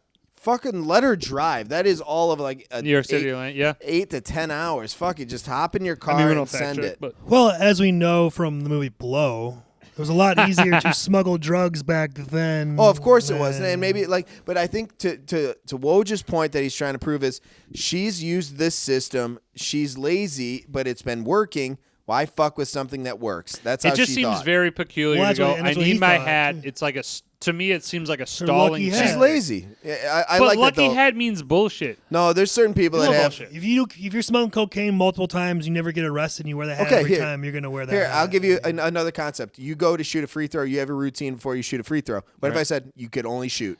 No, nothing. It's no bounce. clothing. It's a clothing Well, item. what if I'm she- just saying that's it. It's You not have a routine though. Yeah. No. That's her routine. It's though, a is to have- clothing item. It's not something that you do physically. Well, some people like Michael Jordan wears college shorts under his No, I'm just it saying. doesn't make I him want play you to put any in that better. different. He No, but thinks it does. it's a mental thing. Okay, so okay. Well, Let you're me what are you not getting? I know, right, Let dude? me- I have to spell this out. Let for me you? entertain your idea for a while. Okay, so she gets the lucky hat, right? Let's say she gets the lucky hat. They're still getting busted. Yeah. So it's not a fucking So- lucky hat then. At that point, I rest my Obvious- case. okay, Thank you. Everyone doing it. I You're love it. thinking with like logic, where she's thinking of like Routine. and rituals and No, luck. I think Thank she's. you. It seems Also, to me she like could- what if she's she in has- on She it. got arrested. Maybe she has Because as she's walking by Henry in the thing, she goes, "Sorry." We go say to that. but she's Because getting she probably thinks that her ass Sorry. is but like she's getting arrested in the police station. She goes, "Sorry." That's what they do, man. They don't arrest two people and then let the other one go. maybe she's They trying. arrest everybody. But And if they she was in on it, she wouldn't be arrested. She No, would they would No, do that no, for no, no, no. appearances. Maybe. They would. They would keep up appearances. They would because I call. No. I think my vote is that she's in. You guys can say, okay, she so wasn't. she was the I she was I the think inside she was the person. guy that tipped off and going, Uh, "Hey, I got the drugs." I think she now." said sorry because I didn't see her character that smart. And she was trying to apologize. Very for something. fair point. And maybe She she didn't wasn't- realize she wasn't that smart. because he said that. Do you realize the type of business we're running here? Like, I don't think she understood the repercussions. doesn't. of But She's then again, stupid. that's why I Thank find it you, right. weird that Henry folded to go. Okay, I'll go get you. your because hat." he wasn't going to do it. No, I would have been like, "Yo, you're going without your fucking. I'll get you a fucking hat when you get back with the 12 G's that I'm paying you or whatever." But she's like, I'm not going. I won't go. I refuse to. I mean, go. again, and that's it's crazy. It's crazy. Well, yeah, it's crazy, but it doesn't matter because he needs her to do it, and that's what she Right. needs. So he It was is like, you know what? stupid. It's It's easier just- to get a fucking hat. It's like if this okay, ends this it's conversation. It's like this. Okay, It's unbelievable. if you have OCD and you have rituals and things, not that thing she does, maybe she does, maybe she doesn't. They don't have any effect realistically on On the what's outcome of events. happening. But if you're you calmer or believe more it, confident, you then think the- it. Okay, that so you're portray- saying she's delusional. Yes, and she's stupid. I can believe delusional. I can't believe stupid. Of Well, just some- like, sometimes oh, I people- need my hat. people have to fly." superstitions. If you have that thing, right, I'll like, accept it. dude, that's in sports. Like, if it makes you more comfortable. Oh, But and being again, sports is again a thing that I'm like using your a mechanism. your body is doing it, not the clothes on your body. But that's but my they only. but they believe it. That's the key. right, you're developing a okay, confidence because right, of it. but okay, let's My just lucky say, socks. I can't play without my lucky socks. okay, but let's say you play with your lucky socks and you shoot 1 for 30. But Do they- you think that they're lucky still? But at this point, that hasn't happened. That's why he needs the lucky socks. okay, but I'm saying Or like they had so much success, even a little down, they don't blame the socks. Like it's almost a again, token we're at this We're gonna point. go around in circles dude, on this. just fucking let it happen. A lot of I'm in this people- camp. You're in this A camp. lot of people, It's fine. they have rituals and things. They don't make sense realistically, but to them, they've done it every time. They're gonna keep doing it. I'm just saying is like when I'm superstitiously, okay? Oh my God. I will say that I have been superstitious at times, right? Put it to bed, Brad. This is what happens, okay? Is when I put on my lucky long johns or fucking underwear, whatever. Nobody's listening at this point anyway, so I can just talk. But when I put on I gotta drive back soon. when I put on my lucky underwear, right? Yeah. And I go out and I shoot 2 points and I fouled out in 10 minutes, I go, those aren't lucky anymore. We're done with that.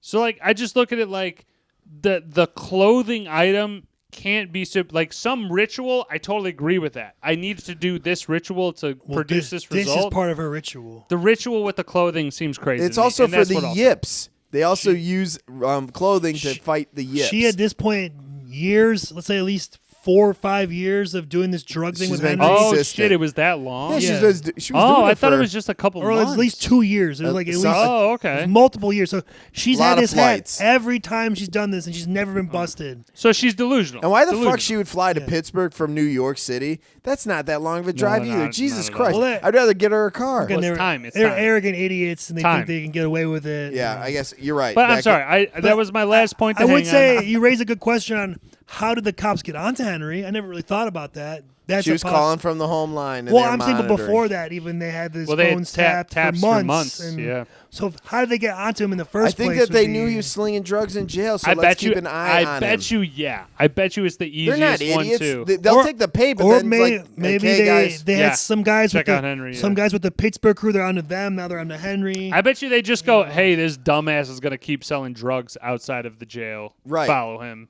right. They took a check, but they were like, hey, now that he's out of here, there goes my green. I mean, corruption all over the place. right. Yeah. That's interesting, though. Yeah, I agree. All right. Well, I'm glad I got you on one thing. To go, I never thought about that. I'm done. I'm tapped Yeah. out. I'm tapped out, Ratings too. it Me up. too. Yeah, let's just get on with it. It's the last Let's thing. get it on. I think we're all gonna say own it.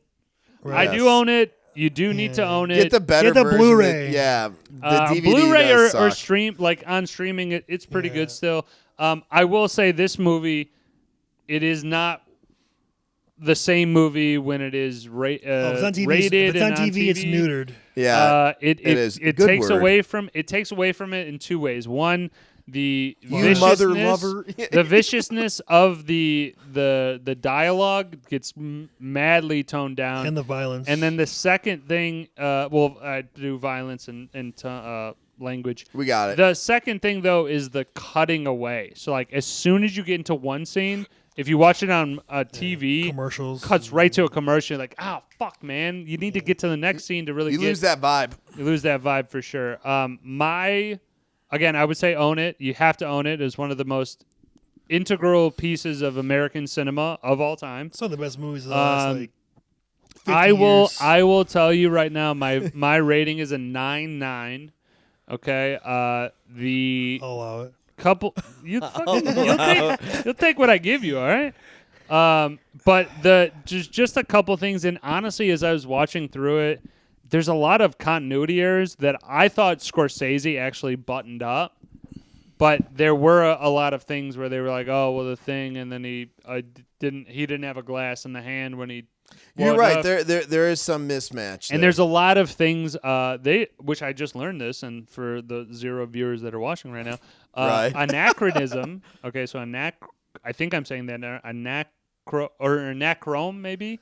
This is basically a thing in movies where they are showing a movie taking place in 1960, but this thing didn't come out until 1975. Like the product that they're using. Oh. So that's the word for it. I would say to counter that, the music though is on with the times. Like, Music is great. Music is one of the best. You're saying albums of all time.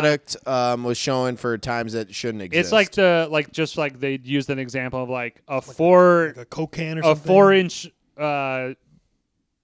champagne flute like wasn't really prevalent or created Okay, until so- 1972 or some bullshit. okay, so a little bit. I'm not holding it hostage on that. I'm just thinking that there's enough little stuff bit. there. There's enough God, stuff you're taking there. this so to and heart. again, to me, if the Tommy death scene is done a little bit better, It's a full You have a 10 big for hang me. up on that. But You 9-9. really do. 9-9 is what I You got. insulted me a little bit. Little bit. Nah. No. All right, you want to do yours, and I'll wrap Sure. up with mine. 10. If I can go higher than a 10, I would. It's a It 10. stops out at a 10. 100. No, a 10. Yeah, it's a 10. 100. It's not It's a 10. It's a perfect movie. It's like literally like Ryan's favorite the greatest movie ever. It's got everything: violence, action, witty dialogue, good characters, good directing, good cinematics. Everything you'd want in a movie. Good flow. You know, even though it's 2.5 hours, the thing just sails. Like It does. It it's- does sail.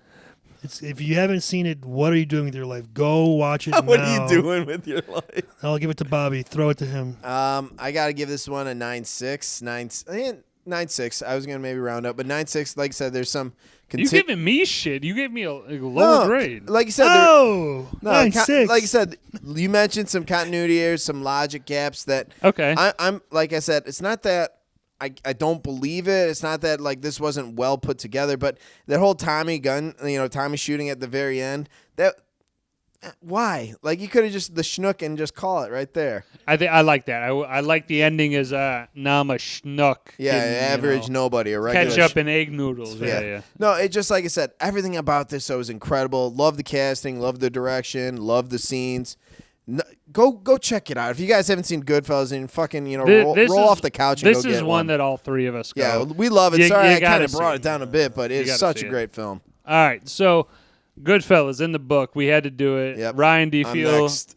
Yeah, do you feel vindicated a little bit? I mean, I knew it was gonna take a lot, and it did. And Hey, this is having one. that being said, I think we knocked it out of the park. It This was is good. one where I you think we hang did a your good hat. This is job. one of our cornerstone episodes. I mean, for sure. I I'm ha- gonna need your help on my pick once we get to it I for some of the had to- read-through scenes. I had to put in the work for it, and it was well worth it. Ryan fought hard and fought did. tough and came out a victor That's in this right. one. So All mine- right, so Bobby is the next the pick, right? faithfully departed. I'm doing Departed Departed. is a fucking Departed. great one, man. Hell Great yeah. one. All right, so we got Departed next. I will definitely guarantee that Departed is going to be one of those movies that we're definitely going to get into it, but I think Departed Not has this level. I of think Departed detail. has enough scenes. Again, Ryan hit it on the head. Scenes took a lot of time because they deserve it.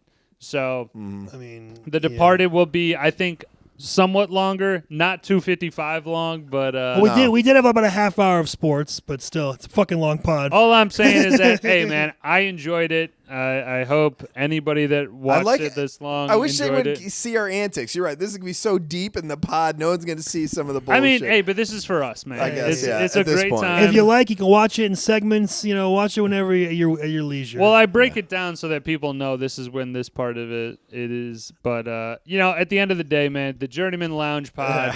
This is what we do, man. what We we do. review movies. We have a good time. We get in some fucking heated arguments and shit. But we thank you for tuning in, and drinks are on the house. no, on the house.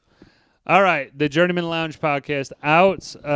We'll be back at it. Do some more Super Bowl wrap up and bullshit after that, and get into The Departed. Can't wait. Take Peace. care. Bye.